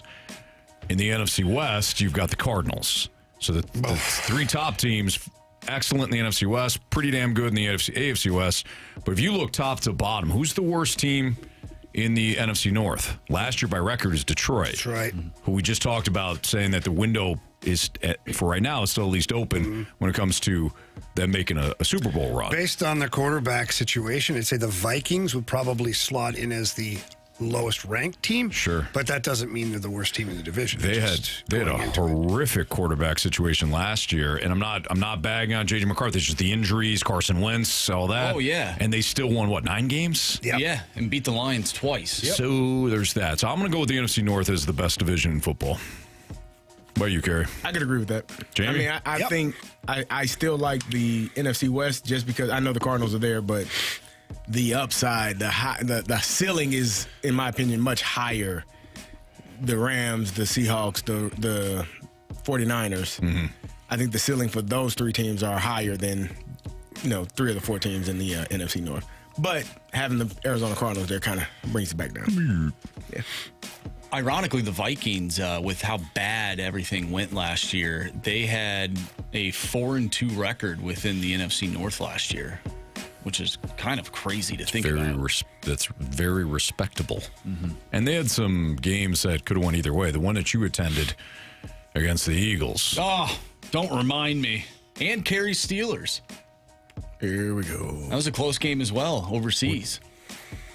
Who won that I one? can't remember that. So that was... Is that Wentz, too? That was Wentz. That was, Papa Wentz. That was one of his first games, if I... His first game was against Cincinnati when the defense scored like 1 million touchdowns. Got it. And then he took on the Steelers. Okay. They won that, or I'm sorry, they lost that game. That was, you're right, though. They barely beat the Browns, too, overseas. But then the Vikings also lost on a last-second field goal to Chicago when they gave up that huge return to Devin Duvernay. Mm-hmm. So they could have won that game. If they win that game, they're a playoff team. Weird scenario. Weird, wild things. Weird, wild things. Question number 3. From a 636, do you think college conferences will ever be renamed? I get the branding, but it seems silly to call the Big Ten the Big Ten when there are 47 teams in it. Well, it was the Big Ten when it had 11 teams in it. So That's why they had the little 11 why it had an 11 logo. in there. Yeah. No, you literally just said why. Branding. You said it in the text. Again, I understand the branding. You don't spend 50, 60, 70 years of calling something and then change it. Makes no sense. What the Big 8 did, and they went to the Big 12. Should have kept it the Big 8. You could have had 16 teams, and you could have said 16 divided by 2 is 8. We got 8 and 8. It's the Big 8. I don't know. You know what I mean? There's ways around it. You got to find a way. Yeah. Does it feel gross having some teams, some historic programs or programs in a different conference? I think of USC in the Big Ten. That's disgusting. It's beautiful. No, it's disgusting. Beautiful. That's a Pac-10 team. That is a historic university and program. Number of Heisman Trophy winners, number of, Pro Football Hall of Famers from that program. What better place? Hey, Pac-12? Where's that? No. Big Ten. Come and join. Come be a part of something great because you are already great on your own. So why not partner with other greatness? Just makes sense, man. I do kind of miss... And going to L.A. is great. I do kind of miss the regions, Who cares? I don't really care, but I kind of miss it. I think college football should get rid of all those things anyways, just because it's become irrelevant. Well, I'm good with that. If you want to eliminate all that stuff, fine. But before it was cute. Like it was fun to have your conferences and whatnot. But now when you've expanded the playoffs and the way you're doing things, and now certain teams get into the playoffs just because their conference needs a representative. Right. Let's just do away with all the conferences. That I completely agree with. Get rid of the conference championship game because some teams it hurts them to even be in it. Sure. Yeah, just. Now it doesn't really matter because of NIL and the transfer portal. But I do think that at one point it was kind of neat to know that. You had Midwest football, you had Southern football, you had, football out west. You had East. Well, I guess there was not a lot of East football. Man, son. Isn't it crazy how that side of the country can't figure out football? So I've said this for a number of years. Like in high school, the schools in the South have an advantage because they get spring ball. Yeah. Whereas in Chicago, in New York, Buffalo. Anywhere cold. In March, February or March, you might still have snow on the ground. Yeah. So it's an advantage for Texas, Georgia, Florida. Like those guys have Louisiana. They have a more of an advantage because just based on climate. Yeah. They get an opportunity to play spring ball, which kind of reacclimates you to the game. From the off season, gets you back into football activities. It's just a different thing that aids them and allows them to have more success. But and that ain't just in football, brother. That's in everything. Correct. Well, that's in baseball. Maybe not basketball, obviously, but baseball. Indoor games probably fine. What's that? Indoor stadiums are probably fine. Yeah. Speaking of teams in a different conference now, obviously Mizzou went from the Big 12 to the SEC. What do you think Eli Drinkwitz, his tenure at Mizzou looks like if they're still in the Big 12? I know it's been a while, but I think they with the college football playoff. Yeah, I think they do quite well. But I don't know that that's true because Do they get the recruiting? There you go. I think the So you think the branding of the SEC? Yeah. it has helped Missoula tremendously because you are no longer you're in the SEC. So kids that maybe don't go to a Georgia or Alabama but still want to play against those teams get an opportunity to go to a Mizzou. Like and to me that can help in the recruiting process because you're not playing against, the Nebraskas or the Colorados or Kansases. You're playing against LSU. You're playing against Alabama. You're playing against Georgia. It's just a different look for that young man that wants to play college football. Sure. Man, the Big 12 used to be incredible, though, back in the day. Yeah, it used to be a really good conference. Really good conference. Mizzou, Oklahoma. Texas. I mean, Nebraska was good. Well, in the 90s, Nebraska Colorado was good. Yep. What's that? When Nebraska was good. When Nebraska was good. Football was good. In the 90s. Running the option, man. With that stupid N on their helmet. It's been a hot minute. What? Boy, that's creative. Nah. We're Nebraska. Oh, okay. You watch Nebraska run the ball, man, and you don't get I'm excited. well aware. I was a Michigan fan growing up, though. Yeah, you were from Michigan. Oh, we're Central Michigan. We got a C on our helmet. It's a flying C, though. Oh, my bad. Yeah, you know what I mean? Rise up, It's chips. way different. How could it be flying? No, fire I up. don't get that. Well, if you look at the helmet, you can see it's why? flying. How could it be flying? The letters Because we're flying at the Into top the of future. the MAC standings. But you're not. Well, not. If you want to not hurt this him, past then year. I'm just asking Just keep questions, saying Carey. I'm not things. trying to hurt. I'm just This asking. past year, we did quite I'm trying to well. learn. What'd you all finish? Second? In the back? No. But we did make a bowl. You guys all did. saw that. We Played did. Northwestern. And we saw your quarterback. Well, yeah. You guys liked his name. Well, we did. You said it wrong, but that's fine. It was out of respect, though. I don't think it was. I think it was the exact opposite. Jamie. I think you had zero respect. That's not true. Let's see what the old Central Michigan I was even finished. bought a Central Michigan T-shirt. You did. Fifth. Oh, Fifth who in the finished MAC. first? I mean, it's the new Western second. Michigan. Oh! Western. Whoa! Yeah, they let him. Oh, no. Oh, no. Oh, no. Not those Broncos. Oh, boy. Yeah, it's a sad day when those Broncos represent the MAC. And that's off the heels of winning a national championship in college hockey here in St. Louis. That's tough, honestly. They were the closest to making it to the playoffs, if that's the case. Western Michigan? Yeah. Yeah, true. Oh, man. Could you imagine if Western Michigan was in the college football playoff? Anthony, would you cheer for him? Hey, you know what? That's such a dilemma for me because it is the MAC. Would Like, you hey, cheer the for MAC. them? And it's like, oh. So hear me out. So if Western Michigan makes the college football playoffs, I mean, that's something that Central Michigan can look up to, is one day being a program I don't like that. the way you phrase that at all. It's good to look up to your big brother. I don't like the way you phrase that at all. What? Eggplant emoji said it perfectly when he said the Western Michigan Broncos can go fast lane themselves. He's absolutely right. One of the smartest members of the Snake Pit. If they're in the college football playoffs, are you cheering for them? Fire up Broncos. And Curb Stomp says, rise up, Chips. I'm asking. I'm intrigued by this because you are. I don't know many people more MAC than you. Mm-hmm. Well said. And so. There's some people call him Mac Daddy. You're not SEC. You're not Big Ten. No. Hell, you're not even ACC. No. You're the We're Mac. Yeah. We play I on- don't know. You're my friend on We the play MAC. on Tuesday and Wednesday night. I don't know many people that represent the MAC the way that you do, and as Thank well you, as you Carey. do. Western don't think it's getting Michigan any Broncos in the college football playoffs next year. Is Anthony Stalter cheering for the Broncos? I can't do it.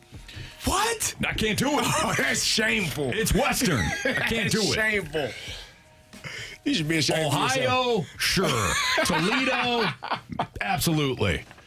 The Bowling Green Falcons, sure. Eddie George. At least But one not- Falcons team would be in the playoffs.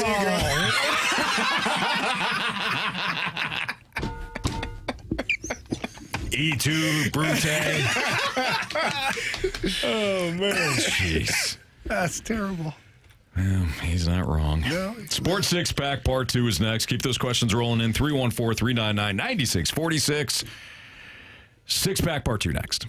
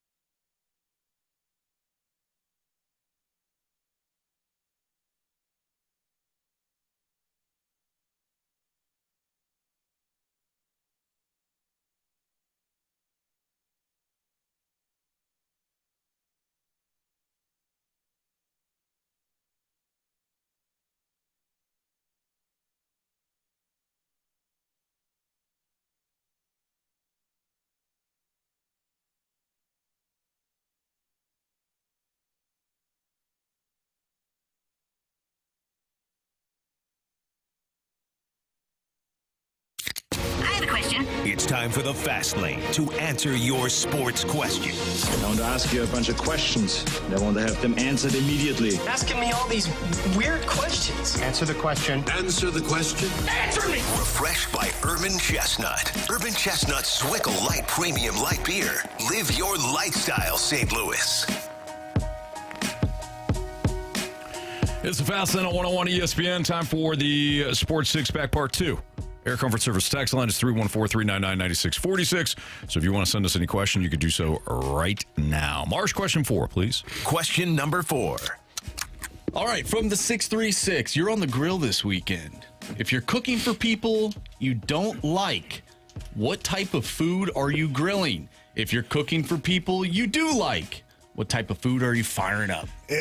Why would people I don't like be at my house? That's Why a would I be great cooking question. for people I don't Why like? in the hell would I have nothing? Maybe it's like your significant other's friends, like significant other. Again, You're like, why are they it's there? kind of like a like a I've had charity that crap invite. sandwich before. Not recently. I like all of Ashley's friends, significant others, and all that. It's cool. They're all good. Still getting our best, though. What? Like, if I'm grilling, I'm not going to put on a bad show. No, I'm not going to cook something terrible for somebody, even though maybe I don't like them or they're on my nerves, because then I want them to go, man, I wish I could grill like that. That's right. Sure. Yeah, I wish you could grill like that. I'm a big fan of just burgers and hot dogs when it comes to a Memorial Day weekend. We also will do some kebabs, though. So Kristen will marinate, like, the chicken and cut up the peppers and onions and, have the cherry tomatoes and put on the skewers. Yeah. Grill those up. That is a really good meal. I love throwing a whole bunch of like the little chicken drummies. You buy the raw drummies, throw them on there. Maybe throw a little barbecue sauce, something. Little bare knuckle. Little bare knuckle barbecue sauce. By the way, 20% off right now. Yeah. Check it out online. And but yeah, I like that because with a chicken wing, which is like vanilla ice cream, Anthony. Oh, boy. You can make it what you want to make it. You take that chicken wing off the grill, you got a big stack, a big plate. You take 5, 6 of them your own. Now you can do whatever the hell you want with it. You want to go hot sauce, you want to go teriyaki, you want to go ranch, you want to go what? It's pick your adventure. And that way there, all you got to do is cook the chicken properly so it's good. And then people make it what they want and they go, man, that was really good. Yeah. That's what I like to do. By the way, you brought up vanilla ice cream. So last night after Madeline's softball game. Did they win?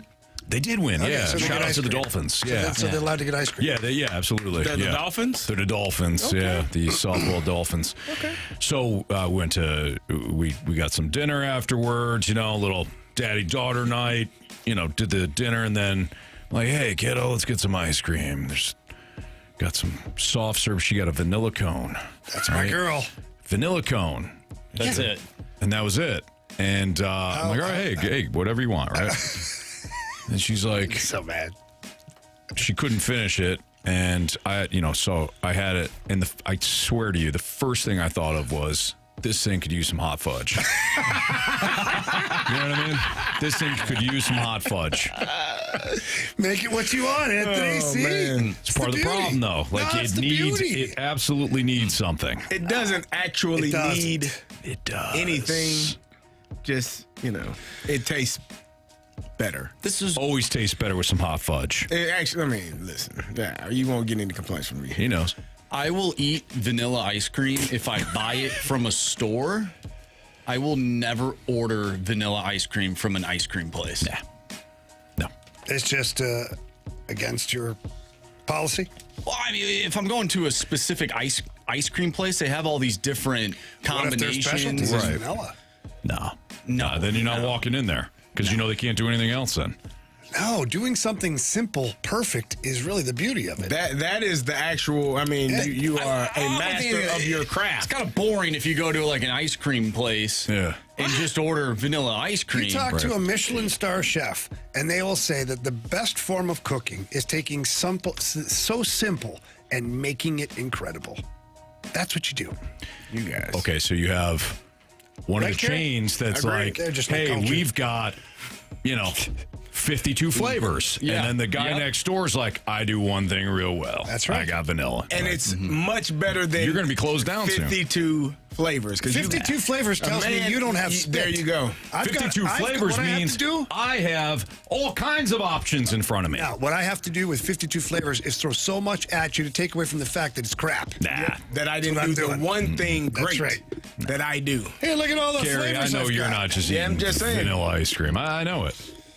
Not Jack you. of all trades, master of none. You know what I mean? Yeah. Yeah, it's based on my baseball career. Wow. That got dark in hurry. He figured instead of us throwing cheap shots, he'd throw one at himself. He didn't throw it. He just jumped on the landmine himself. That's right. It's true. Captain America would do that. Yeah, he would. That's how he became Captain America. Yeah, Let's be honest. Yeah, that's true. He's like, oh, He wasn't afraid. No, he was not. Captain America. All right, question. He's no Winter Soldier, though. No, he don't have that arm. No, he doesn't. Question 5, please. Question number 5. All right.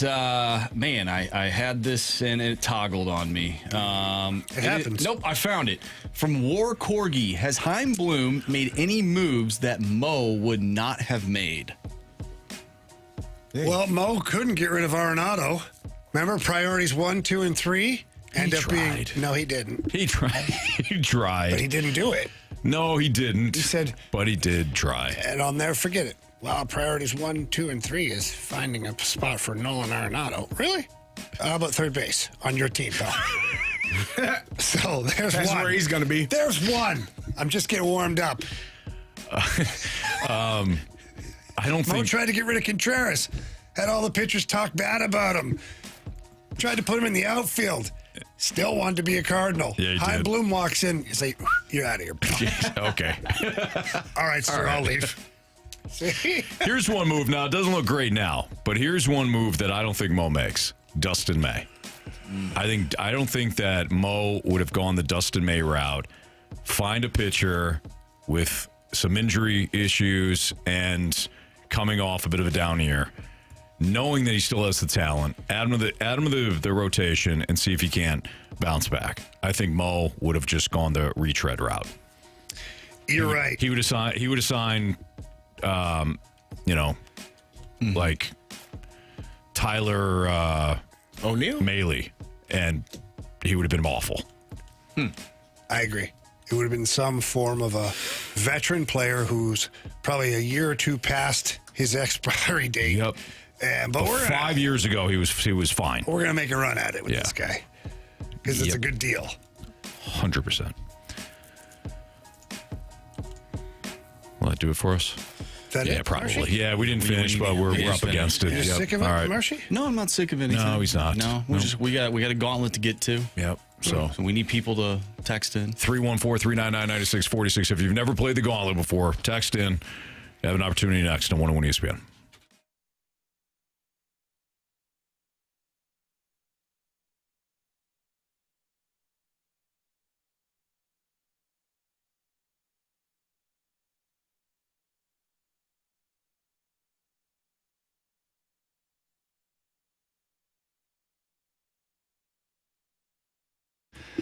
Selling your home is stressful. It can be, that's for sure, especially with the market going the way it is. And I'm not going to dive too far into the interest rates and things like that, but there's a lot of things that could be discouraging people from buying homes. So if you're trying to sell your home, you have to have certain strategies in place, and you need someone that can really help you with that.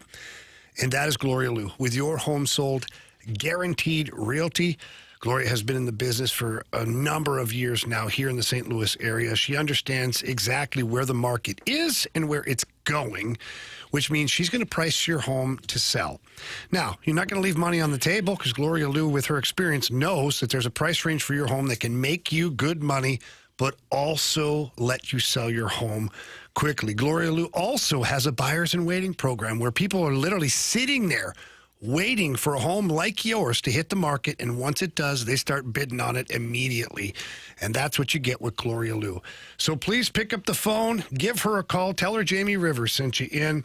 Her number's 314-325-6888. Again, that's 314-325-6888, or you can always visit GloriaHasTheBuyers.com.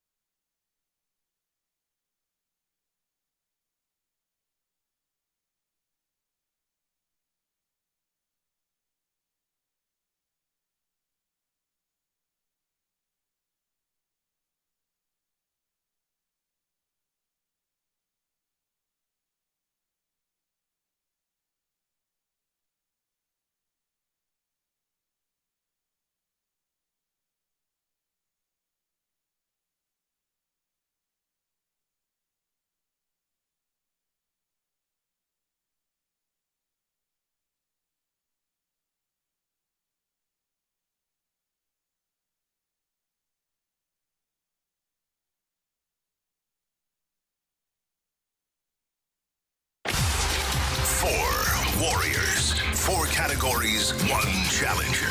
Can you survive the Gauntlet? Brought to you by Blue Note Roofing. Roofing, siding, and gutters. Visit BlueNoteRoofingSTL.com for a free inspection.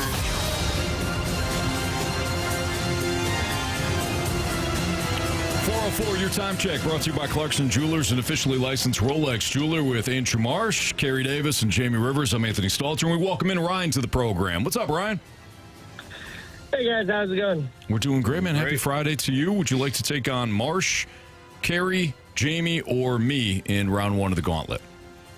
I'm going to start with Marsh. Okay, Andrew Marsh has been selected. Go ahead, Ryan. Tell Marsh to spin that wheel, then we'll kick him out of here. All right. Spin the wheel, Marsh. All right, there you go. Wheel has been spun. Marsh is heading to the cone of silence.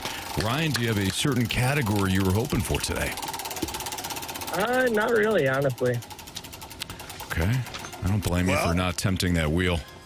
There may not be any baseball tonight in Cincinnati, but there'll be baseball today in the Gauntlet. Nice. All right, there you go. So you're going to have baseball today, 4 baseball-related questions. Each one is worth 2 points unless you ask for the options. If you ask for the options, those questions are worth 1 point. Are you ready, Ryan?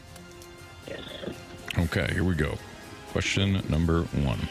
Who's the longest tenured manager in MLB history? Who's the longest tenured manager in MLB history?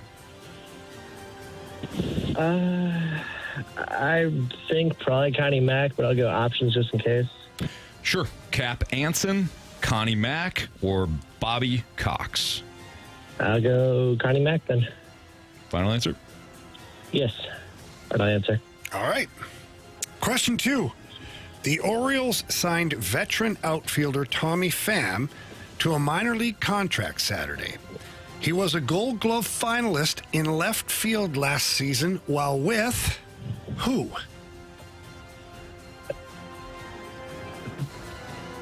I'll go options again. Don't remember exactly where he was.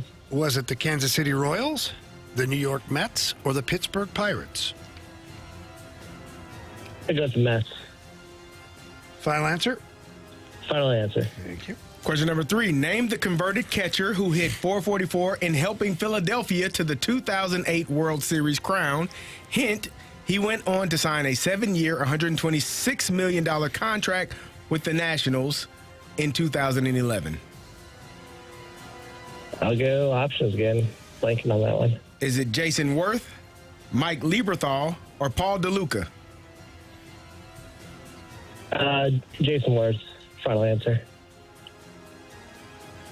Final question, Ryan. Can you tell us Tony La Russa's general manager with the Oakland A's?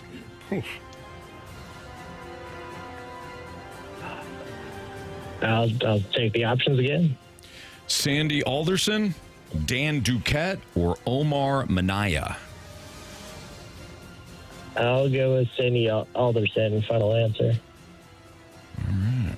Let's bring back Marsh from the Cone of Silence. Ryan, how you feeling?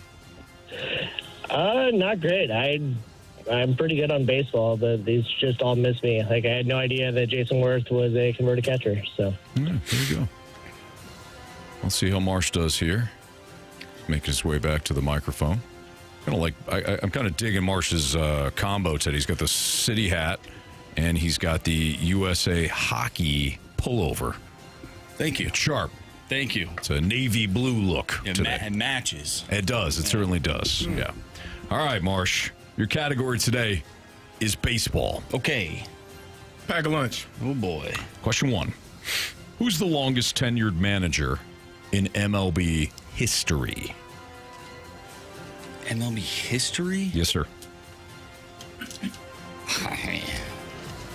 Options. Cap Anson, Connie Mack, or Bobby Cox? In my head, I was thinking Connie Mack in my head, so I'm going to go with Connie Mack. Final answer. Question 2. The Orioles signed veteran outfielder Tommy Pham to a minor league contract Saturday. He was a Gold Glove finalist in left field last season while with which team? They're going to ask how many teams he's been on. You can name the whole league. Hey, settle down. All right. My goodness. What team was he on? Oh, jeez. I cannot remember. I almost did it again. Give me the options. I thought you were going to say, I almost had a Fastlane version, not even a final answer. Said final answer. Yeah, No, it was fine. It wasn't the other one. It was that. Yeah. All right. Your options are the Kansas City Royals, the New York Mets, or the Pittsburgh Pirates. You know what? I think I remember last year somebody getting thrown out at home for the Cardinals in left field. It was a terrible send, and Tommy Pham threw that ball. Pirates, final answer. Question number 3. Name the converted catcher who hit .444 in helping Philadelphia win the 2008 World Series crown. Hint, he went on to sign a 7-year deal for $126 million with the Nationals in 2011. So you said catcher? Name the converted catcher who hit .444 in helping Philadelphia to the 2008 World Series crown. Converted catcher. Okay. Hit .444 like in the World Series or like in the postseason? Name the converted catcher who hit .444 in helping Philadelphia to the 2008 World Series crown. Oh, you went to Washington. Jason Worth, final answer. Final question. Can you tell us Tony La Russa's general manager with the Oakland A's? Oh, wow. The Oakland A's. His general manager with the Oakland A's. Why do I feel like it was Whitey? Or no. Walt Jocketty. Let's use the options.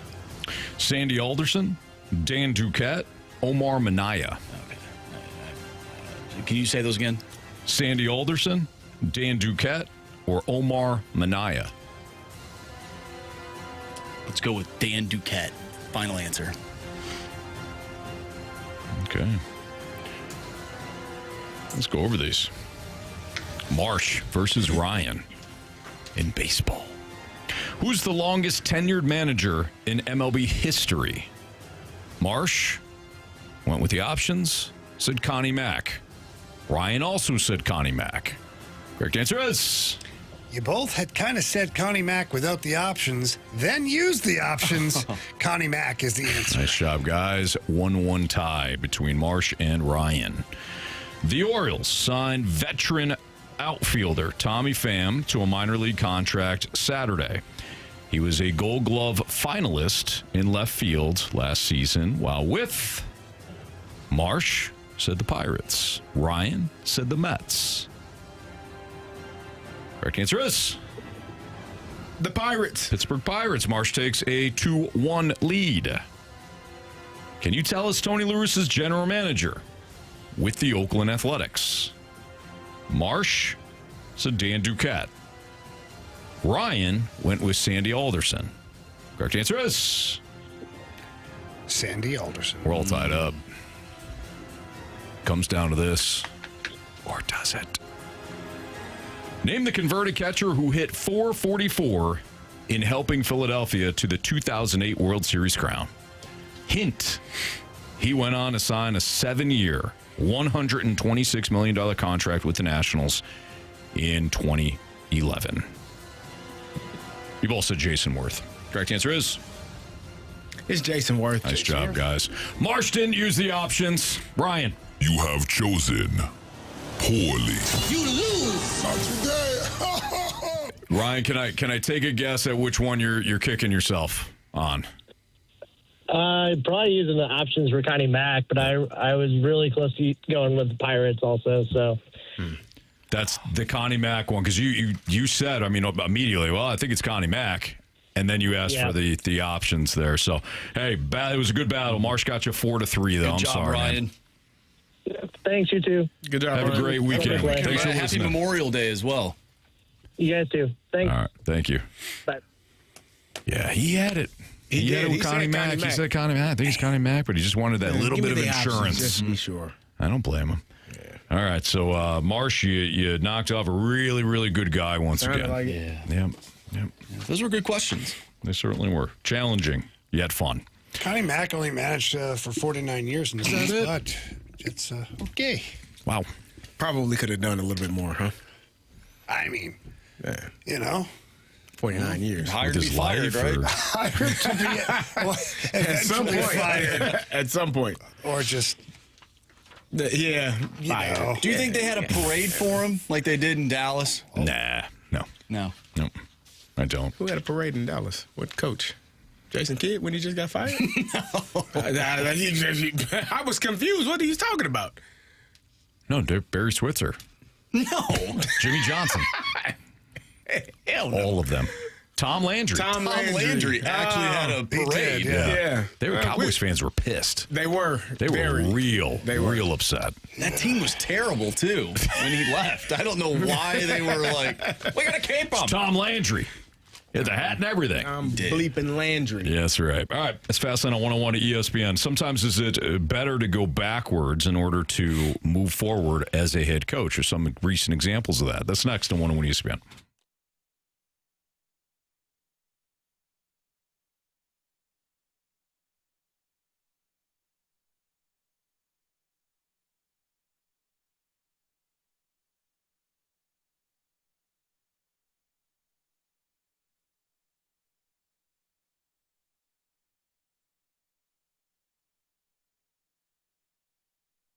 Urban Chestnut just continues to put out great beers. It is a local brewery, and they brew beer for local people here in St. Louis, and they really do an incredible job. They have a new hazy IPA that just hit the market not too long ago. It's called Squirrel Works. It's a great IPA. I'm not really an IPA guy, but when I had a sip of this, I liked it. I liked it a lot, and you will love it. It delivers bright tropical notes and an easy, juicy finish. It's awesome. It really is. You can pick that up all over town right now. While you're at it, why don't you grab yourself some Zwickel Light, locally brewed light lager, crisp, clean, refreshing, only 95 calories, only 3.7 carbs, but lots of great flavor. I like to get that Squirrel Works, the Zwickel Light, and then the original Zwickel. Again, we call that the Rivers Hat Trick, and you can do that as well. Hit your local establishments, pick up all of what Urban Chestnut is offering. You won't be sorry. You're absolutely going to love it. For more information about these two beers or any other beers that are going on, or even some of the events that Urban Chestnut is a part of, visit them at urbanchestnut.com. Again, visit urbanchestnut.com.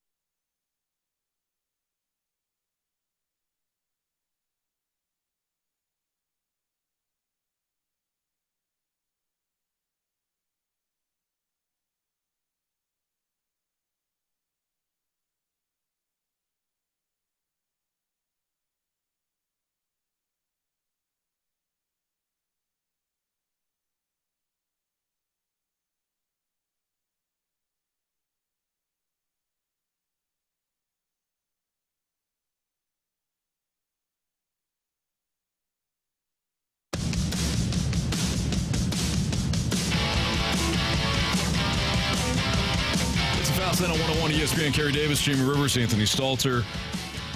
Is it best for a head coach to sometimes take a step backwards in his career in order to move forward? So, for example, Craig Berube was fired from the Flyers, went back to the AHL with the Chicago Wolves, then, of course, was promoted to head coach with the Blues in the 2018-19 season. We all know how that turned out. Don Mattingly, the Phillies have been on quite a run recently, even though they just lost 2 of 3 to Cincinnati. They have had a dramatic turnaround since Don Mattingly has replaced Rob Thompson. He was a manager for a long time in Major League Baseball. He was with the Marlins. He was with the Dodgers. And now he's back in the MLB with the Phillies as a manager. He was the bench coach of the Blue Jays last season. And, again, things have kind of turned around. Jamie, you've been around a lot of coaches. Carey, same thing with you. When you have had an opportunity to observe some of these coaches, do you feel as though that first job is kind of a rush? You might not know quite what you're doing, what your philosophy is, what your principles are, what the organization needs to look like. Maybe you're also a bit of a yes man because you got hired and you want to do a great job. Then you get the taste of maybe a minor league job or a lesser job, and you say, you know what, if I ever get a job again, I'm going to, as the head guy, I'm going to do it differently. Do you feel as though that's kind of a process sometimes for certain managers and coaches? Yeah, I think it can be a good one. I think that sometimes when you're at the highest level, things go pretty quickly sometimes. Even though you think you're ready and you might kind of be ready, things can go sideways. And if you haven't been a head coach before or a manager or call it what you want, the skipper, all of that stuff, and then you're all of a sudden thrust into that action, it can be a lot for some of these guys. And, you talk about Craig Berube, he was put into a head coaching job with the Philadelphia Flyers, a team he played with before, so there was double pressure on him at that point. And it went pretty well until it didn't go well. Mm-hmm. And then when he got fired, he had to kind of reinvent himself a little bit. And Craig Berube, because of the way he played the game of hockey, everybody just assumed that's the way he coached.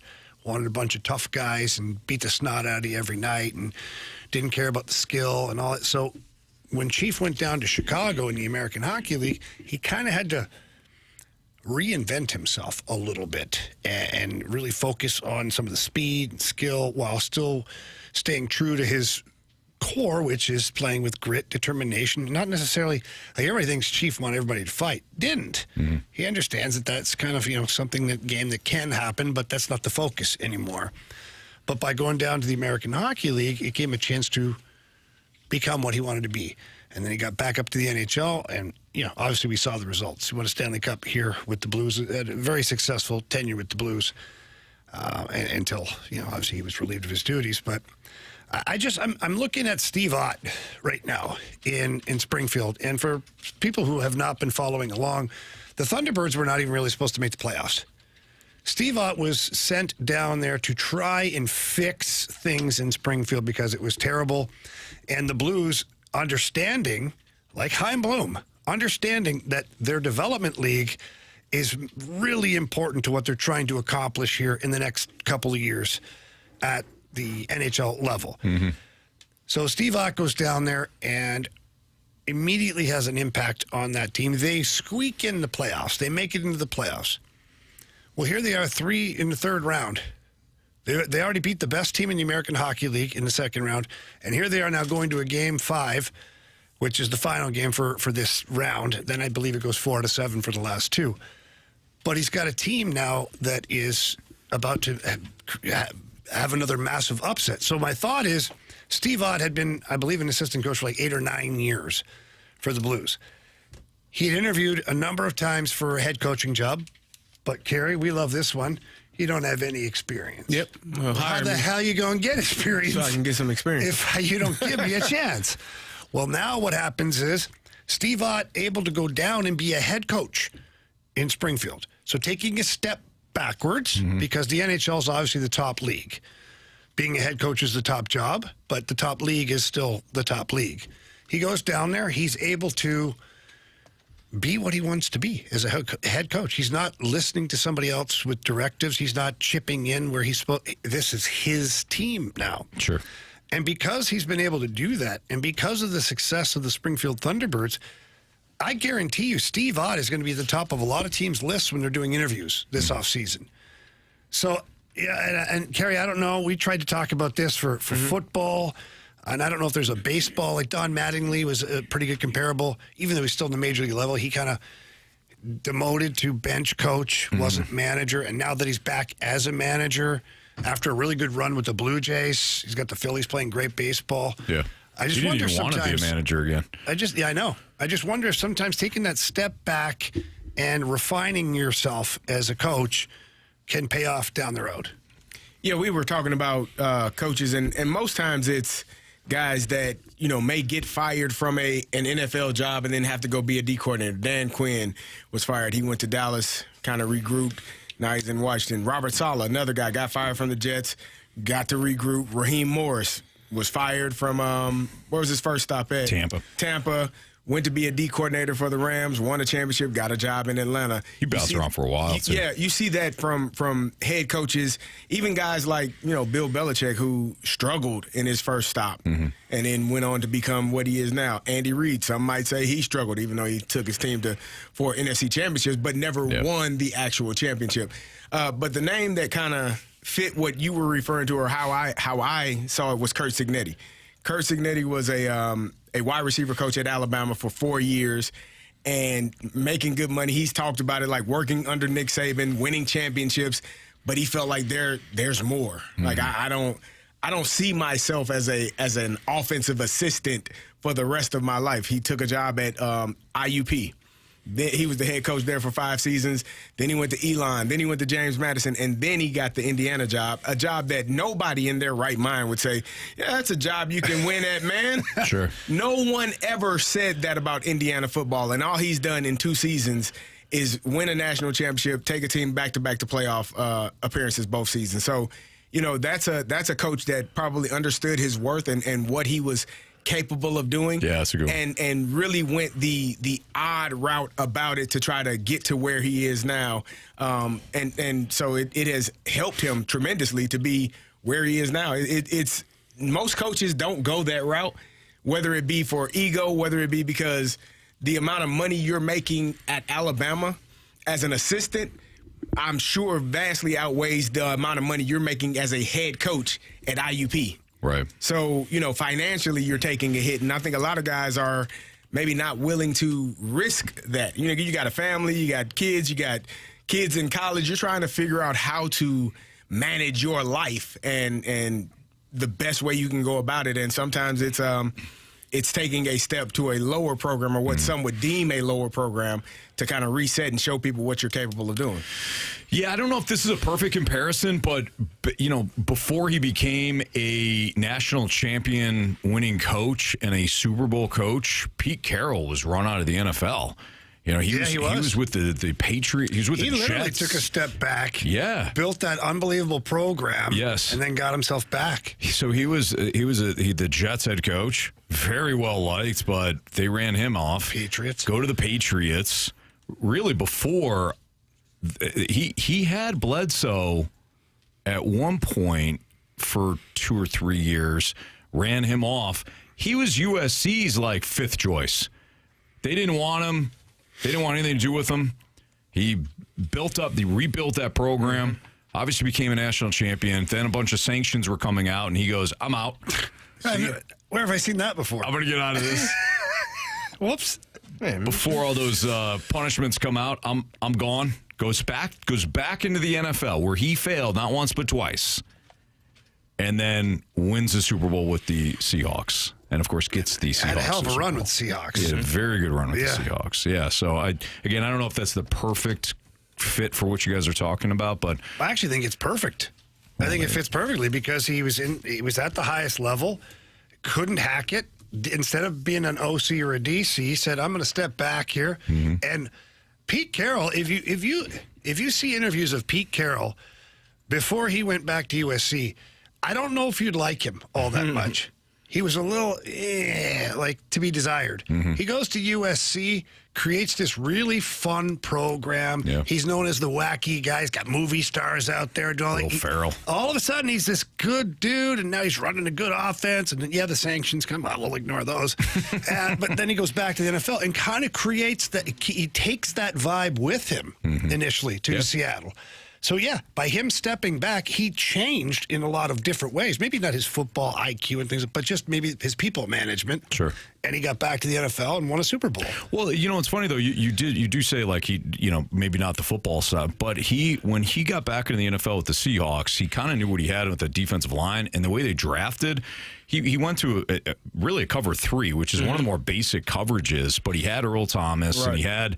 Yeah, they drafted Earl Thomas. They had Cam Chancellor. They had Richard Sherman. They had Bobby Wagner in the middle and the defensive line. Like, they drafted those guys under Pete Carroll, and they ran a very simple defense. But his whole philosophy was, we're going to play one gap. You're going to have basically one assignment, and you're going to fly to the football. And they won a Super Bowl that way and got back to, they got back to it the next year. Should have won. So he did kind of change things a little bit when he got back to the NFL. And I think that's what good coaches do. They find themselves, and then they have to reinvent themselves constantly. And I think he did that. So to put a bow on this, and this segment was kind of inspired by Steve Ott and what he's doing with Springfield is, time will tell what the future holds for Steve Ott, but this may have been a decision ultimately that really catapults him into his coaching career down the road. Definitely. That's Jamie Rivers, Carey Davis. I'm Anthony Stalter. Hot Take, Hot Garbage is next. If you want to participate, you can. Send in your hot take statement to 314-399-9646. That's the Air Comfort Service text line. Again, we'll play Hot Take, Hot Garbage next.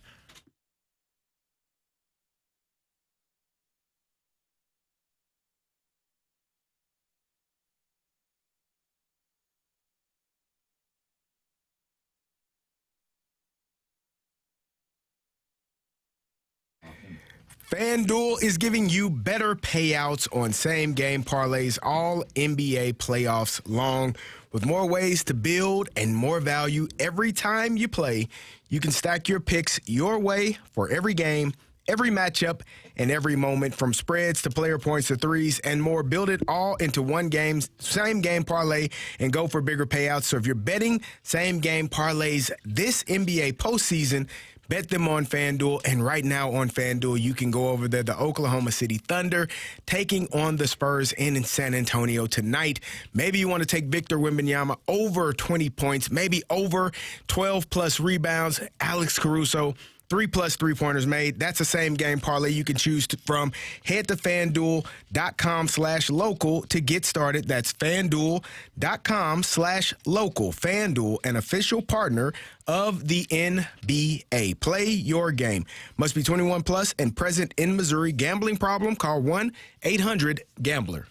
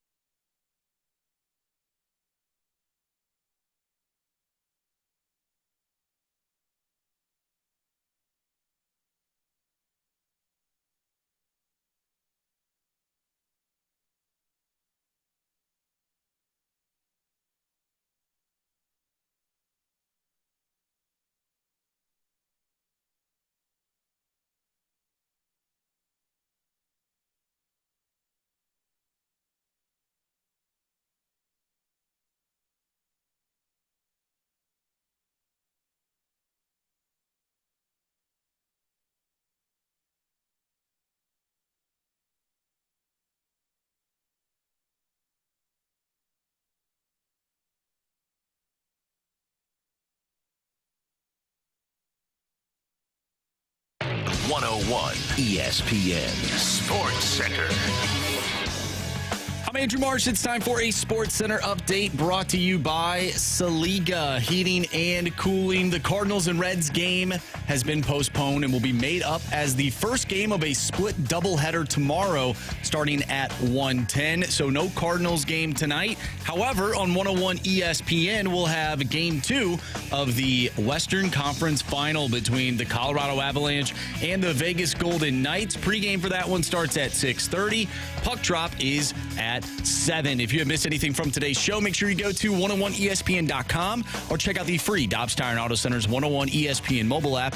Just head to the podcast page and you'll find all of our shows there. And it's all brought to you by the Schaefer Door Company. Coming up next, we have Hot Take or Hot Garbage. So if you have a hot take statement you want to send our way, do so using the Air Comfort Service text line 314-399-9646. I'm Andrew Marsh, and the Sports Center update is brought to you by Saliga Heating and Cooling, a Daikin heating and air conditioning dealer.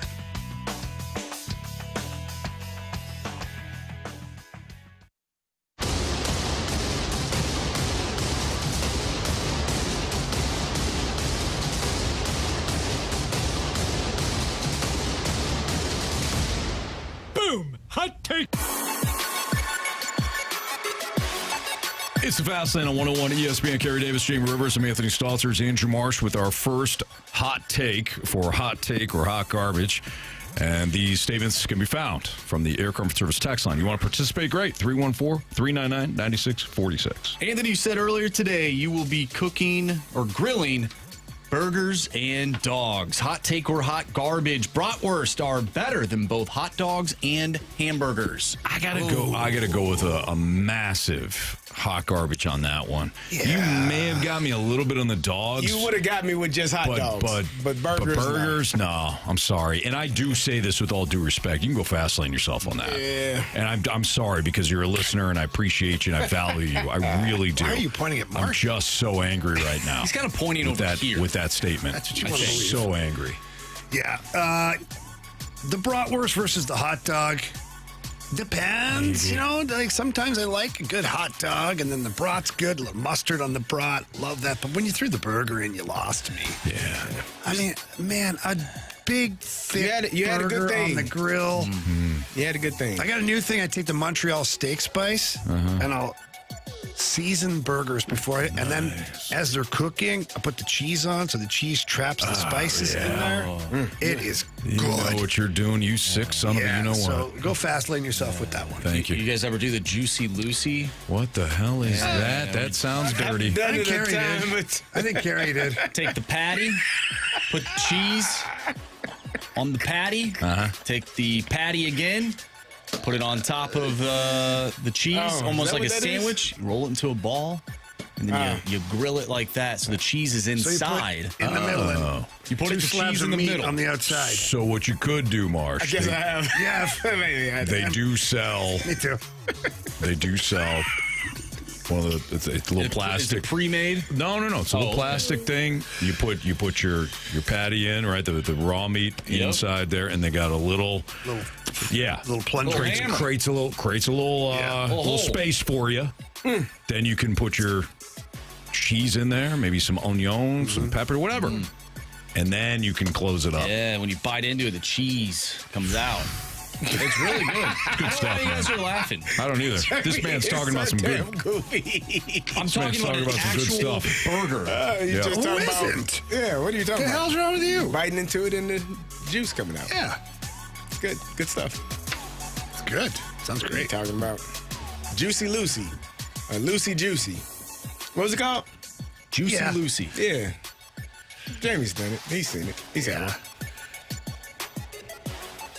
This is from the text line. The Juicy Lucy is the best burger in the country. You need to go up to Minnesota and get one made by the experts up there. So that's where they come from, Marsh? Yeah, there's a specific restaurant when I was up there. I can't remember the name. Maybe the text line can help me out if you have any native Minnesotans. But I went up there, and, I mean, this burger is incredible. Minnesota got Juicy a lot going Lucy. on, man. Yeah. You got the Dart Game, the Juicy Lucy's. They have a good time, man. Yeah, they do. You both at the same party. Hey, man. Be careful out there. Also, just a heads up, I keep saying 1:10 for the Cardinals game. It's 12:10, 1:10 Eastern time. So you're not getting wrong. that mixed up. Yeah, you're good.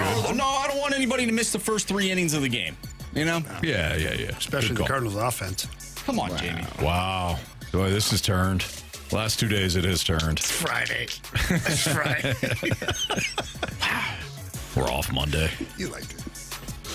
I'm going to try this Juicy Lucy. It's really good. We should try it together. Sure. All right, moving on from the 314. Hot take or hot garbage. Bill Belichick does not deserve to be in the Hall of Fame. He has a losing record without Tom Brady. Whatever. So does everybody that doesn't have great quarterbacks, man.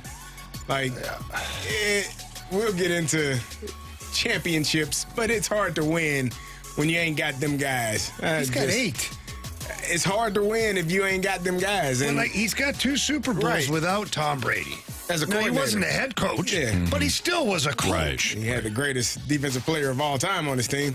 Yes, he did. Okay, but are we going to do that to everybody? No, I'm not disagreeing. I think you don't win. win. Running back. Oh, you had 2 great wide receivers. Well, no crap. That's how they win the damn That's Super how you Bowl. win a championship. Show me the head coach who had absolute crap for talent and became a You won't. Hall of He Famer. doesn't. He doesn't exist. He probably didn't keep his job, man. Man, listen. Bad players get good coaches fired all the time. Mm-hmm. That's so true. So true. Matt's Bar. The text lines let me know. It's Matt's Bar up in Minnesota. Matt's Bar. Great All right. Juicy Lucy. There you go. From a 314, hot take or hot garbage, the Olympic/international basketball game is more fun to watch because the refs actually enforce travels and don't reward flopping.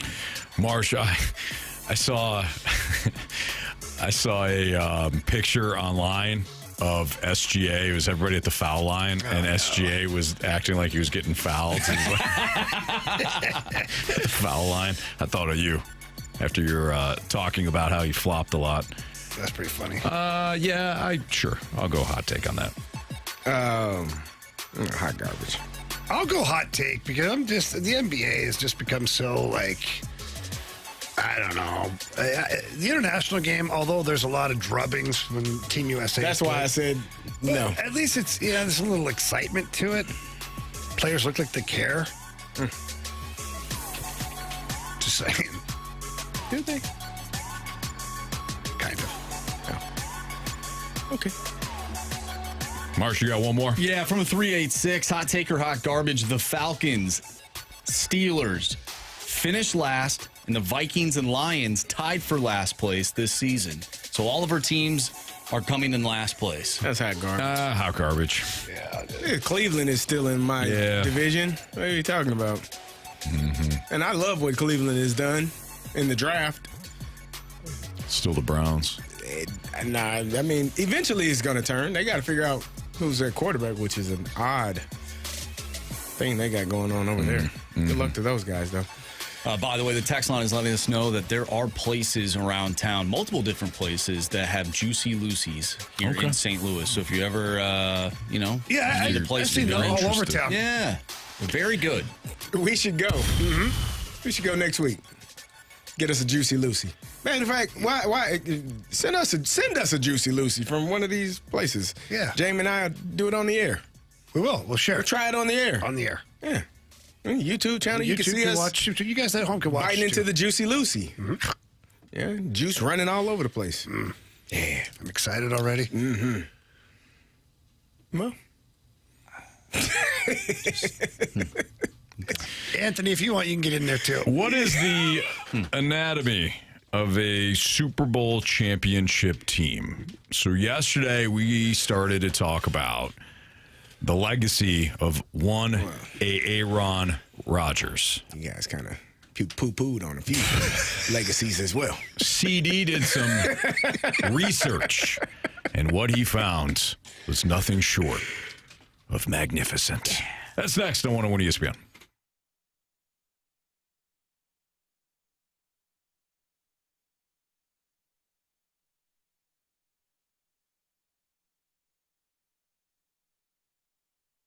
Hey, if your windows are drafty, foggy, or just plain hard to open, your home's trying to let you know that you need some new windows. And now is the perfect time to call my friends at Mosby Building Arts, because Mosby's May Freebies event makes it easy to get a house full of windows.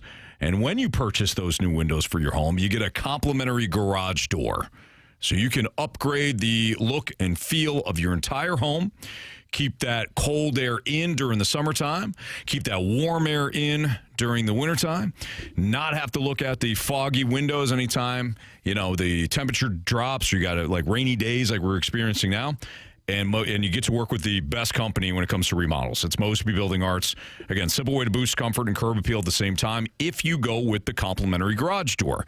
If you don't need a new garage door, you want to do something else with the May Freebies event, how about this? You can choose 5% off your entire project. So you can get 5% off your entire window project at Mosby Building Arts, but you have to call them by May 31st of this year, so 2026, at 314-909-1800. Again, 314-909-1800. If you're driving around right now and you miss that phone number, visit callmosby.com. Again, callmosby.com. You can schedule a free brainstorming session with the experts at Mosby Building Arts. Purchase the new windows, get the complimentary garage door, or choose 5% off and work with the best in the business. Mosby Building Arts, the right remodeling company.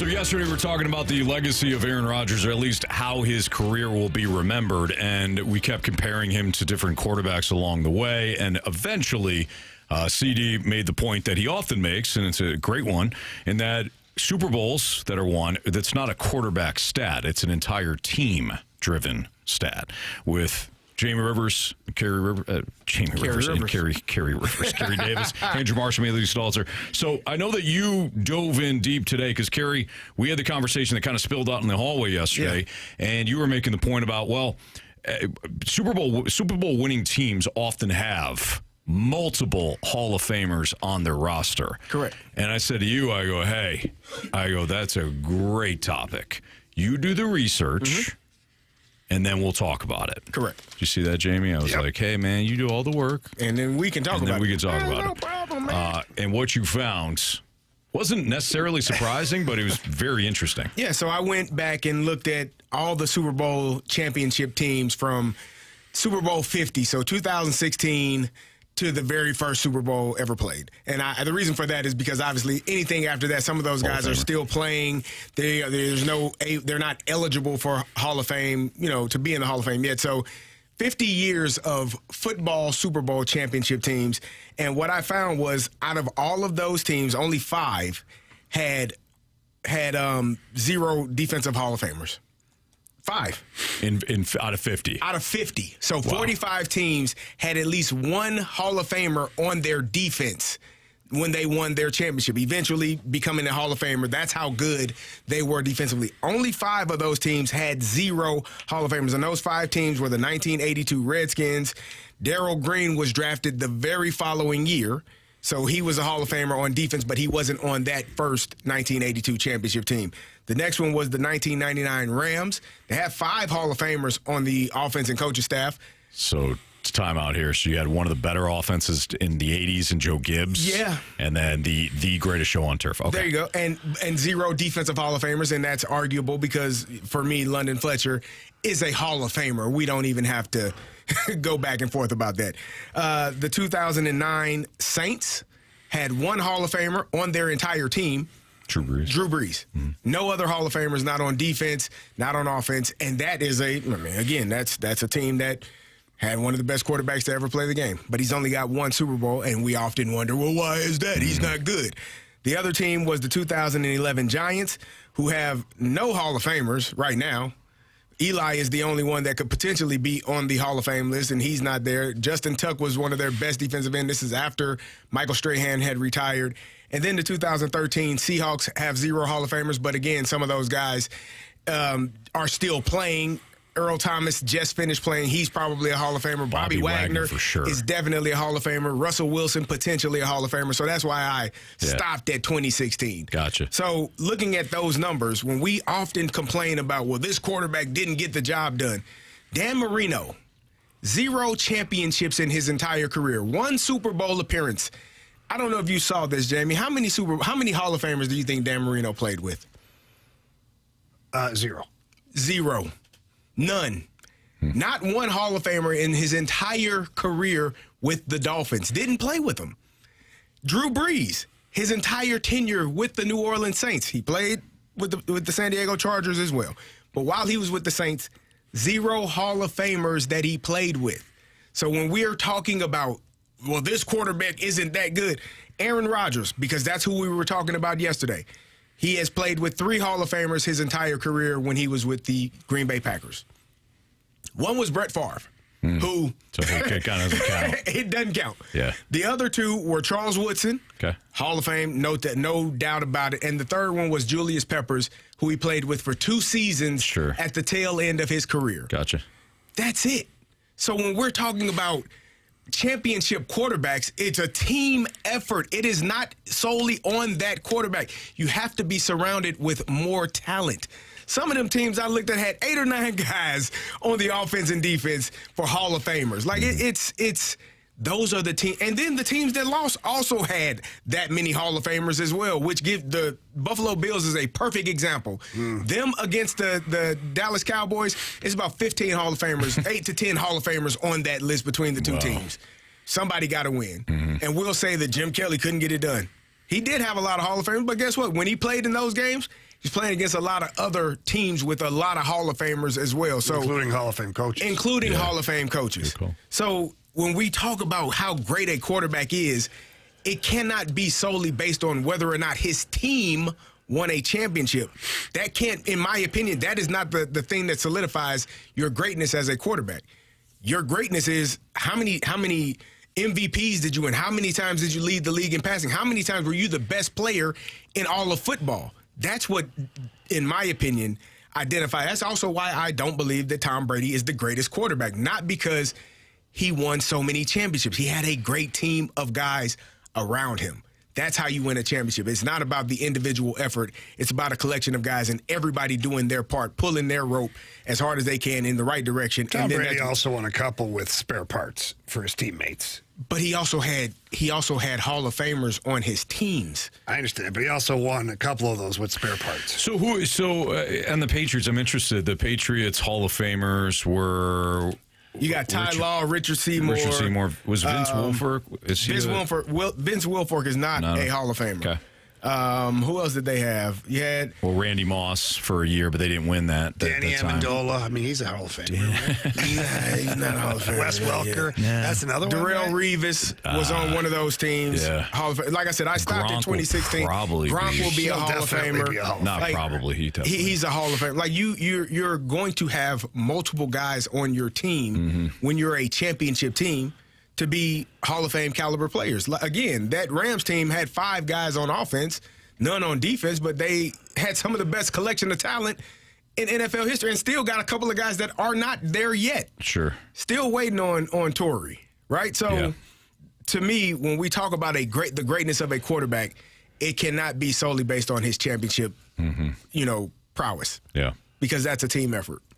So Richard Seymour, Junior Seau, but they didn't win it that year. Darrell Revis, who you mentioned. Randy Moss, they didn't win it. Ty Law, they did. All right, good stuff. CD, that was fantastic, man. Thank you. I mean, it's an excellent point. And you know what's interesting? The teams that you had mentioned that did not have Hall of Famers that still won, you're talking about some of the greatest offenses in NFL history. And ever, Bob. The 2011 Saints, who only, quote unquote, or I'm sorry, there was a 2009 Saints, correct? 2009, yep. Okay, so I'm looking at some of these, like the best offenses over the past 30 years or so. The Rams are they have to be included on that list. The Saints as well. The 2009 Saints offense was outstanding.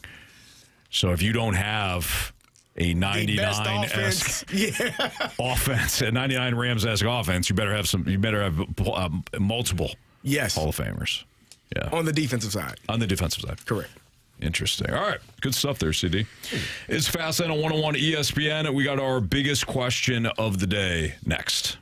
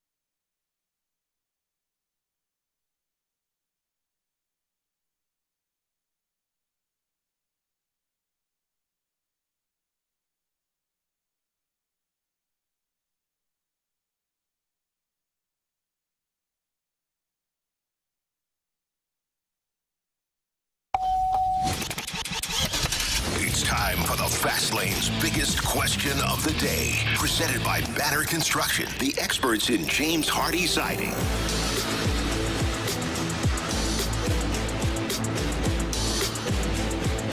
5:03, your time check brought to you by Clarkson Jewelers, an officially licensed Rolex jeweler, with Carey Davis and Jamie Rivers. I'm Anthony Stalter. Here's Andrew Marsh with the biggest question of the day. All right, Cardinals off today. No. Of course, postponed. Why? Rain, Anthony. Yeah. Inclement weather. They'll play at 12:10. 12:10. Central time. Not 1:10. No, sir. 1:10 Eastern time. Yep. Speaking of our Cardinals, though, they have lost 2 in a row.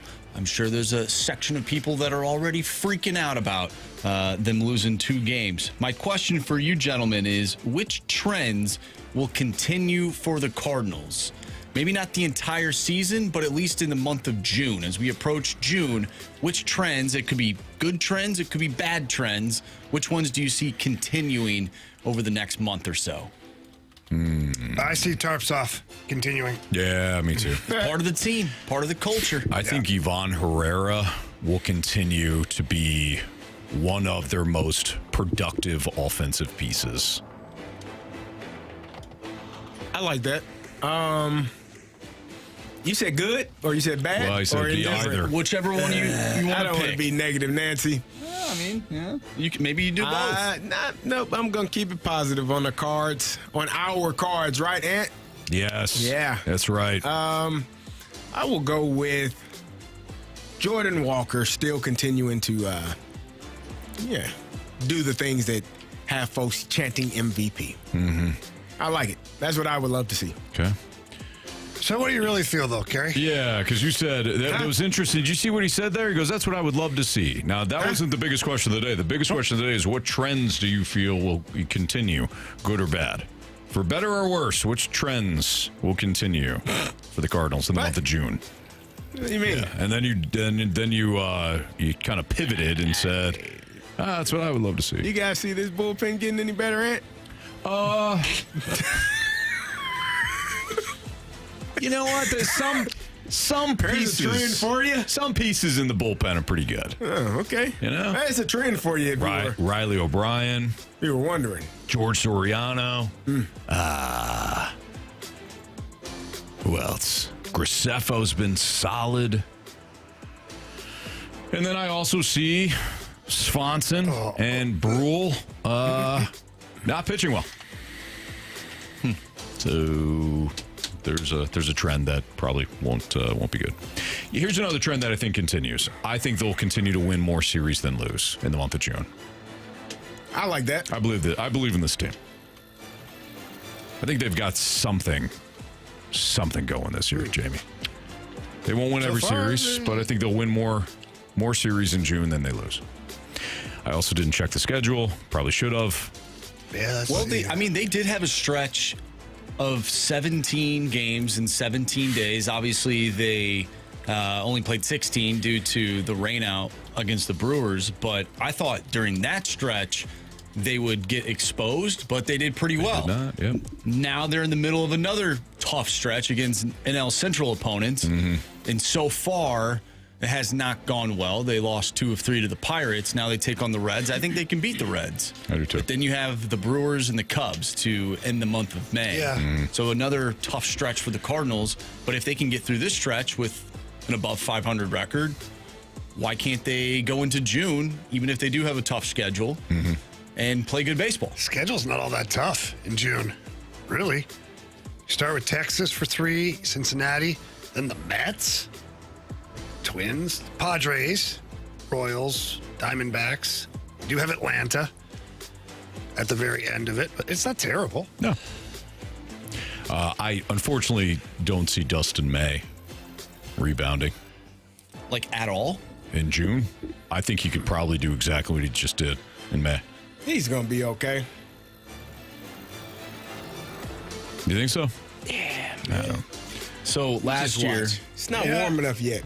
I'm about sick of your attitude. Not striking anybody out. Yeah, what'd I do? I'm a little sick of his attitude. I'm trying to be. No, you're not being. No. It's not honest. You're not being truthful. You're just saying what you think we want to hear, and that's the worst thing you can do to your friends. That is true. You got to be honest with your friends. Hard truth. I thought I was giving you the hard truth. No, you're not. You're giving me soft. Well, what's the problem? Well, I think you should just get your stuff and get the hell out of here. Yeah, you're suspended for the rest of the show. So we're done here? Really? Yeah, you're done. Yeah, because I'm with Jamie. Your attitude's been piss poor. Yeah, it's just it's pissy. 5:15. Today, by the way, I didn't say this. Okay. I didn't say this today, earlier, but I'm in the office.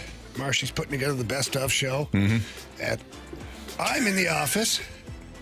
CD walks in, doesn't say anything to me. He didn't say a word. Hello. No, he didn't. I was in there before I you had came to say back. hi to you.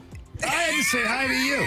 And then he turns his back on me, just like Barry Bonds used to. And he starts saying, nothing. I tried to even get him, nothing. He said some words to me to try to get me riled up. And it didn't respond. Didn't work. It's terrible. So when we're done with this segment, pack up your stuff. Take that propane tank with you and go. I've been thrown out of better places than this. Oh, wow, Anthony. Wow. This is your show. You know what? This is Anthony's establishment. You know what, Carey? I don't want to see you in this state now for the rest of the weekend. Like, wow. The state of, like, the way he's acting? Yes, and Missouri. Yeah. Why don't you go to Chicago or something? Wow. Yeah, go be with your Chicago people. Yeah. He's my Chicago people. Next thing we'll find out is like he's marrying someone from Chicago too. Yeah, he won't be here Monday either. No. Right. So either. I'll see you all Tuesday. It's just. You don't threaten me. Okay. It's not a threat. It's a promise. Yeah. It's your stuff. Get the hell out of here. All right. No, I think Jamie, the only way you could have handled that entire situation is exactly how you handled it. I did the best I could. Yeah, you did. Yep. All right. Anthony, do you think the Cardinals have another terrible June? No, I don't. No. Well, last year they went 500 after having a really good May, and then the wheels fell off the rest of the year. They did, but I really do think this is a different team. I think that they're having the youth on their side. Jamie said something to this effect yesterday, the day before. It's like they may not know that they're supposed to eventually tail off. And I know it's like psychological and not based on some of the batted ball numbers and things like that. And you can certainly dive into the analytics, but all the analytics are going to tell you is that some guys are expected to regress in a negative way, and some guys are expected to regress back to in a positive way. So when you look at the entire team, do you believe in what we're seeing or not? And I believe in what we're seeing. I think this team's got youthful energy. I think that they've overcome some of their weaknesses, and I think they'll continue to play clean baseball. I agree. They're going to give themselves a shot to make the playoffs this year. I won't go beyond that. We kind of did this with SLU a little bit, where we're getting all hot and bothered, and we're talking about, well, what are the expectations? They got to win, got to get to the Sweet 16, and all. Just enjoy the ride. Yeah, because it started to fall apart, and then we got all negative on it, like, oh, are they even going to win they're going to make the tournament? Yeah. Then they played pretty well. Then they won the first round and gave Michigan a decent game for a half. So probably the best team to play Michigan. I think so. Probably. Yeah. When it's all said and done, SLU gave them the hardest game. Yeah, the Cardinals are going to give the Dodgers the hardest series in the playoffs this year. Wow. Yeah. I'm okay with that. Absolutely. I'm good Boy, with that that would be sweet. That would be love. I would love that. Yeah. I would love it. I would love to watch the Cardinals play the Dodgers in the playoffs. That means the hunt for Red October is back on. How sweet would it be? Let's just say the Cardinals are a wild card team. They play the Dodgers first round, that 3-game series, because the Dodgers aren't a top 2 team in the National League. Cardinals go in. Would be Braves and Brewers. Probably stupid Brewers. Dodgers, Cardinals on the road. They end the year with one of the best road records. They go into Chavez Ravine and take down Carey's Dodgers. My Cardinals taking down my Dodgers. Nothing better than that, man. You're done. It's fast on 101 ESPN. Yeah, you're done. All right. I've had enough of it. Yep. We'll handle the Cardinals-Reds entrance survey without Carey. Done rest of the show. And again, pack your bags. Like Jamie said, get that propane tank, get in your car, get a rental, go to the train station, and I go up hope to you get Chicago. that one guy again on the train. Listen, Oh, if no. that happens again, I'm just gonna. I might not be here Tuesday either. Oh, boy. Somebody was not kind to our Carey Davis. All right, man. Cardinals, Reds, entrance survey next on 101 ESPN.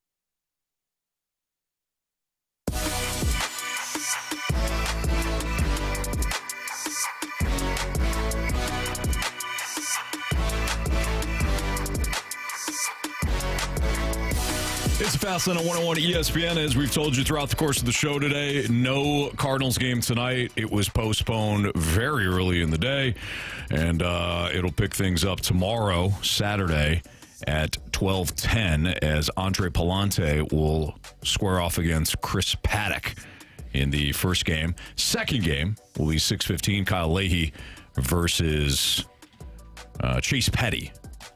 And then the final game, the finale, hopefully, if the weather cooperates throughout the course of the weekend, it'll be Matthew Liberatore versus Brady Singer. Out of the start, go ahead, Marsh. Oh, no, you go. I have something to say about this first game. Okay.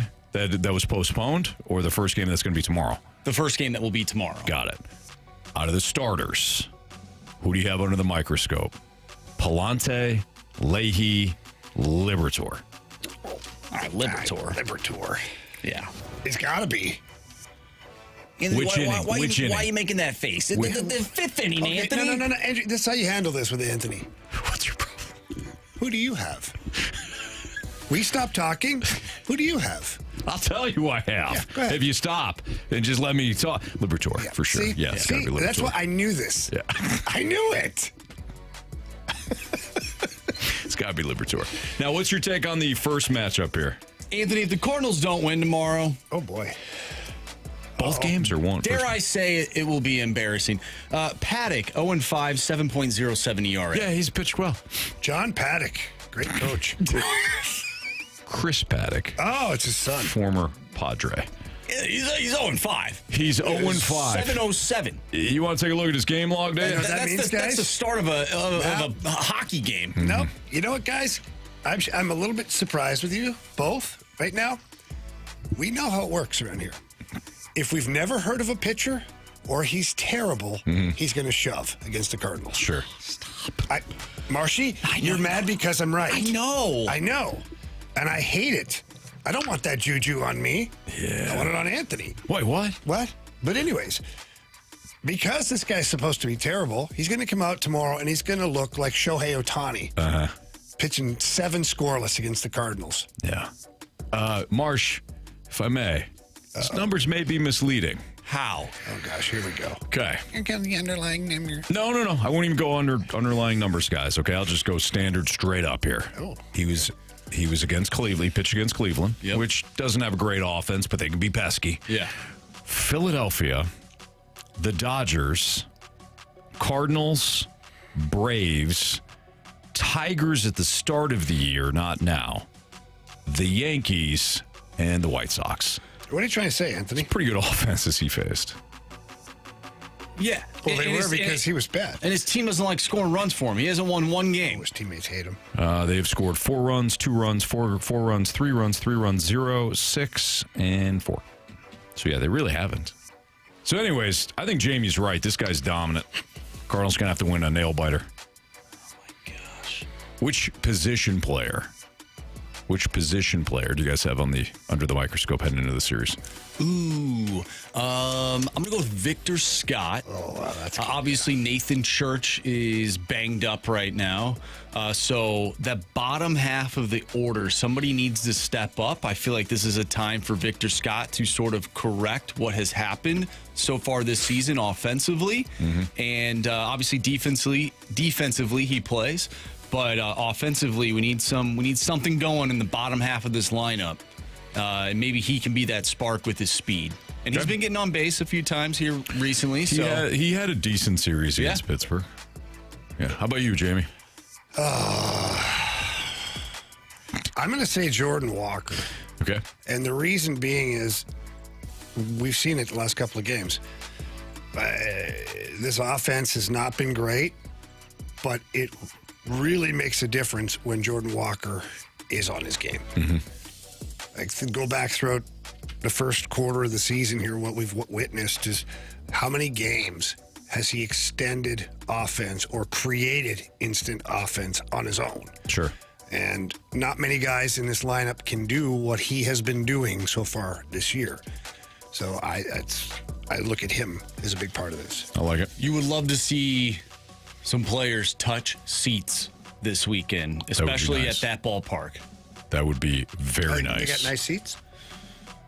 It's just small. They call it the Great American why would we want to touch Launching seats, Pad. especially at this place? We want the baseball to touch seats, preferably in the outfield and in fair territory. Gotcha. I thought they had like special seats or something. No. I mean, they might. I don't know. I have been to Great American Ballpark. Now, it's been 20 years since I've been there. What's it called now? Great American Ballpark. Is it? Yeah. Used to be Three Rivers. No, that was Pittsburgh. Yeah. What was Cincinnati back in the day? I don't know. That's what I'm asking. Well, now I'm perplexed. Why don't you take a look? Reds home stadiums. Let's see here. Ballparks, history of the Reds. What's the other ballpark recently that changed its name? Was it Milwaukee's ballpark? Yes, they are. Riverfront Stadium. Yes. Dang it. Yeah. Riverfront. Milwaukee was Miller Park. Yeah. It's now American Family Insurance Field. Yes. Or something like that. Yeah. It's terrible. Somebody, the Astros, too. Yeah. The Astros within the last 2 years, they used to be Minute Maid. Yeah. Now they are Daikin. Huh. Yeah. Yeah, they got rid of the oranges out there. They did. On the train. The White Sox and Giants, who ironically are playing each other in a series this weekend, they changed their ballpark name yearly, pretty much. Well, the Giants used to be a Candlestick way back. Yes, and then they moved to the new park. It used to be Pac Bell. Yeah, now then it's it Oracle, was AT&T. AT&T Park. Now it's Oracle. I don't mind Oracle. It's fine. And I think the Warriors are also Oracle, if I remember correctly. Yeah. Or they also got a new arena. Did they just update? I thought they slapped that logo right on the new arena as well. Well, if that company paid for it, they probably did. Yeah. And the White Sox with probably the best Chase name. Center now. Chase, okay. Ugh. White Sox have the best name in all of sports with their ballpark, Rate Field. Yeah, just rate fields. Mm-hmm. Get a good rate or a bad rate. Either way, rate fields. My field. Yep. It used to be guaranteed rate fields. U.S. Cellular before that. Yep. Back in the day. They should. I don't know, man. I feel like they should. We just talked earlier about hockey rinks and football stadiums. They all kind of sort of look alike. Baseball is unique with the way the dimensions are, the look of it. Baseball should stay unique. Mm-hmm. So if you have a sponsor, you can have the sponsor. Like in Boston, the Bruins, it was the Garden for years. Garden. Then they went to TD Garden. But then they added the Garden because people locally were like, no, we want to go to the Garden. Yeah. We want to go to the Garden. Watch the Bees play, fella. And so, I think, like... What was that? Meet me at the Garden, Sanford. Yes, I Sanford. But I think you should keep that going. Like, yeah. Yeah. It's like Mile High. The Broncos, yeah. It's like empowerment at Mile High. Yeah, like just keep it in there. Sure. Like, you know, I'm with you on that. Keep the history a little bit. Yeah. The Chiefs is it Geha Field at Arrowhead? Yes. Is it something like that? And we always call it Arrowhead. Arrowhead. Right. Yeah. So I think that would be fun if you get the original, or if it's not, the original one for that park. I'm with you. Whatever just the grab the latest name one. from what the historical one. Hey, little trivia. There's another arena, another place. Yeah, Waterboy says Google the Bagel Loan Stadium. Zwickle Field. Yeah. Love it. There's another place named Arrowhead. Do you know what team it was? Jamie probably knows. Do you remember? Arrowhead? Yeah. What sport? Hockey. No, I don't know. What would be? Is that yours? Arrowhead. No, wait, what? No. NHL? Yeah. Arrowhead. I don't know. The Arrowhead Pond? Where the Ducks played? Oh, yeah. I don't know if it was Arrowhead. I don't remember that. I don't know, man. Could have swore it was. I don't know. I'm not saying yes or no. It was. It was. Yep. Arrowhead Pond. Arrowhead Pond. Good poll there, Mark. Wow, really good. Now it's the Honda Center. The Honda Center. Should be the Honda Arrowhead Center. Interesting. Keep that original name. I'm just going to start a petition. I'm expecting your 2 signatures to be on it. Yeah, of course. Absolutely. Anyways, Cardinals win. Yeah, Cardinals 3 out of 3. 3 out of 3. You're saying Sweepola. Sweepola. I'm saying 2 out of 3. Ain't bad. Yep. You? Meatloaf said that first, though. He did. Yeah. I'll go 2 out of 3. 2 out of 3 it is. For who? Cardinals. Yeah, that's what I thought. Just confirming. Out of those 2 that they're winning, they better win the first one tomorrow. That's all I'm saying. Did you not hear what I said about Chris Paddock? The opponents he's faced? He's faced a murderer's row of opponents, Mark. Are the Cardinals not one of them offensively? They are. They should be. They are.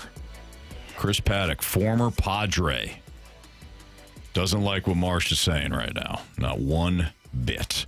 Last time Chris Paddock faced the Cardinals, which was on April 21st, he went 4 2/3. He allowed 8 hits, 5 runs, all earned, 1 home run, 1 walk, did strike out 7 in a 5-3 win for the Cardinals. By the way, who hit the home run against him? So he was on Miami at the time. Correct. Yeah, now he's on Cincinnati. Things are going well for him. Yeah, he's on to Cincinnati now.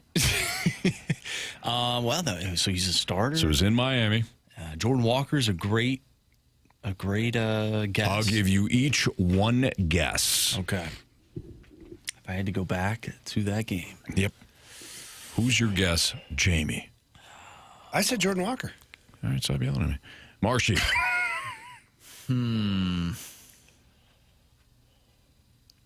Yeah, I mean, the only person, I think, no, It was a 2-run homer in the top of the 4th to give the Cardinals a 4-1 lead.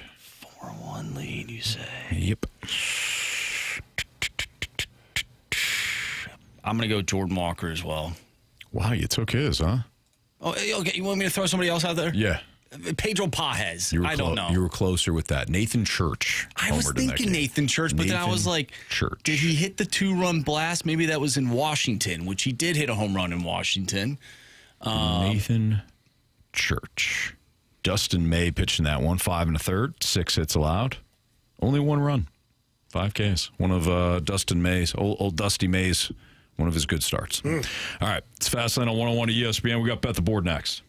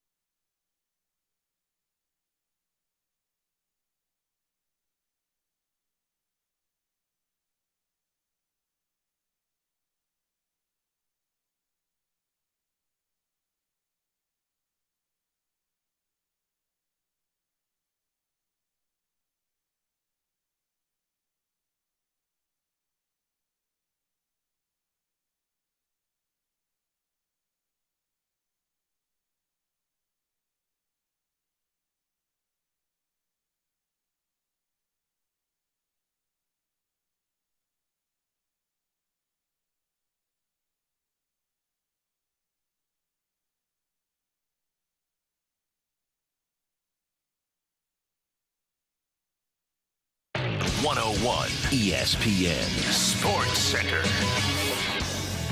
I'm Andrew Marsh. It's time for a Sports Center update brought to you by Universal Windows Direct. The Cardinals and the Reds will have a doubleheader tomorrow.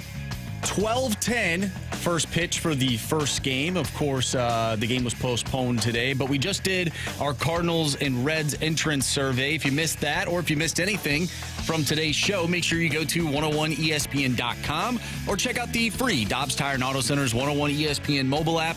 Just head to the podcast page and you will find all of our shows there, and it's all brought to you by the Schaefer Door Company. Tonight on 101 ESPN, we'll have Game 2 of the Western Conference Final between the Colorado Avalanche and the Vegas Golden Knights. Pre-game starts at 6:30. Puck drop is at 7. I'm Andrew Marsh, and this Sports Center update is brought to you by Universal Windows Direct. You'll be saying, I love my windows.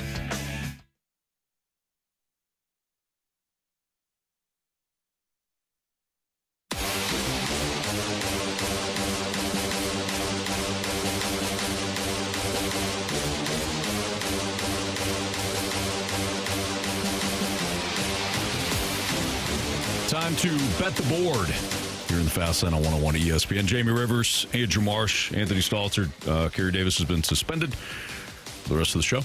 So send his ass back. Hopefully he's feeling shame right now. Marshy, what are our latest standings? How did we do last night? You all did fairly well. 3 out of 4. I was the only one that did not get my bet the board pick correct. I had Logan Stankoven for 3 shots on goal or more, and he had 2. Well, why did he do that? I don't know, Anthony. That's too bad, Marsh. I do apologize for you. No need. So what are the latest standings then? You have 10. I have 9. Jamie has 7, and Carey has 6. 6 is the number. All right, boys. I do like those Avs tonight to even things up, but they're minus 166. That goes above the minus 150 threshold. So, why don't we go with the Chicago White Sox, minus 114. They got Davis Martin on the hill, facing a Giants team that sucks. White Sox, minus 114 over the G-Men. All right, tonight I'm looking at the Golden Knights and Avalanche game. Colorado likes to shoot the puck. Give me Carter Hott over 29.5 saves tonight. That's a lot of saves, but they shoot the puck a lot.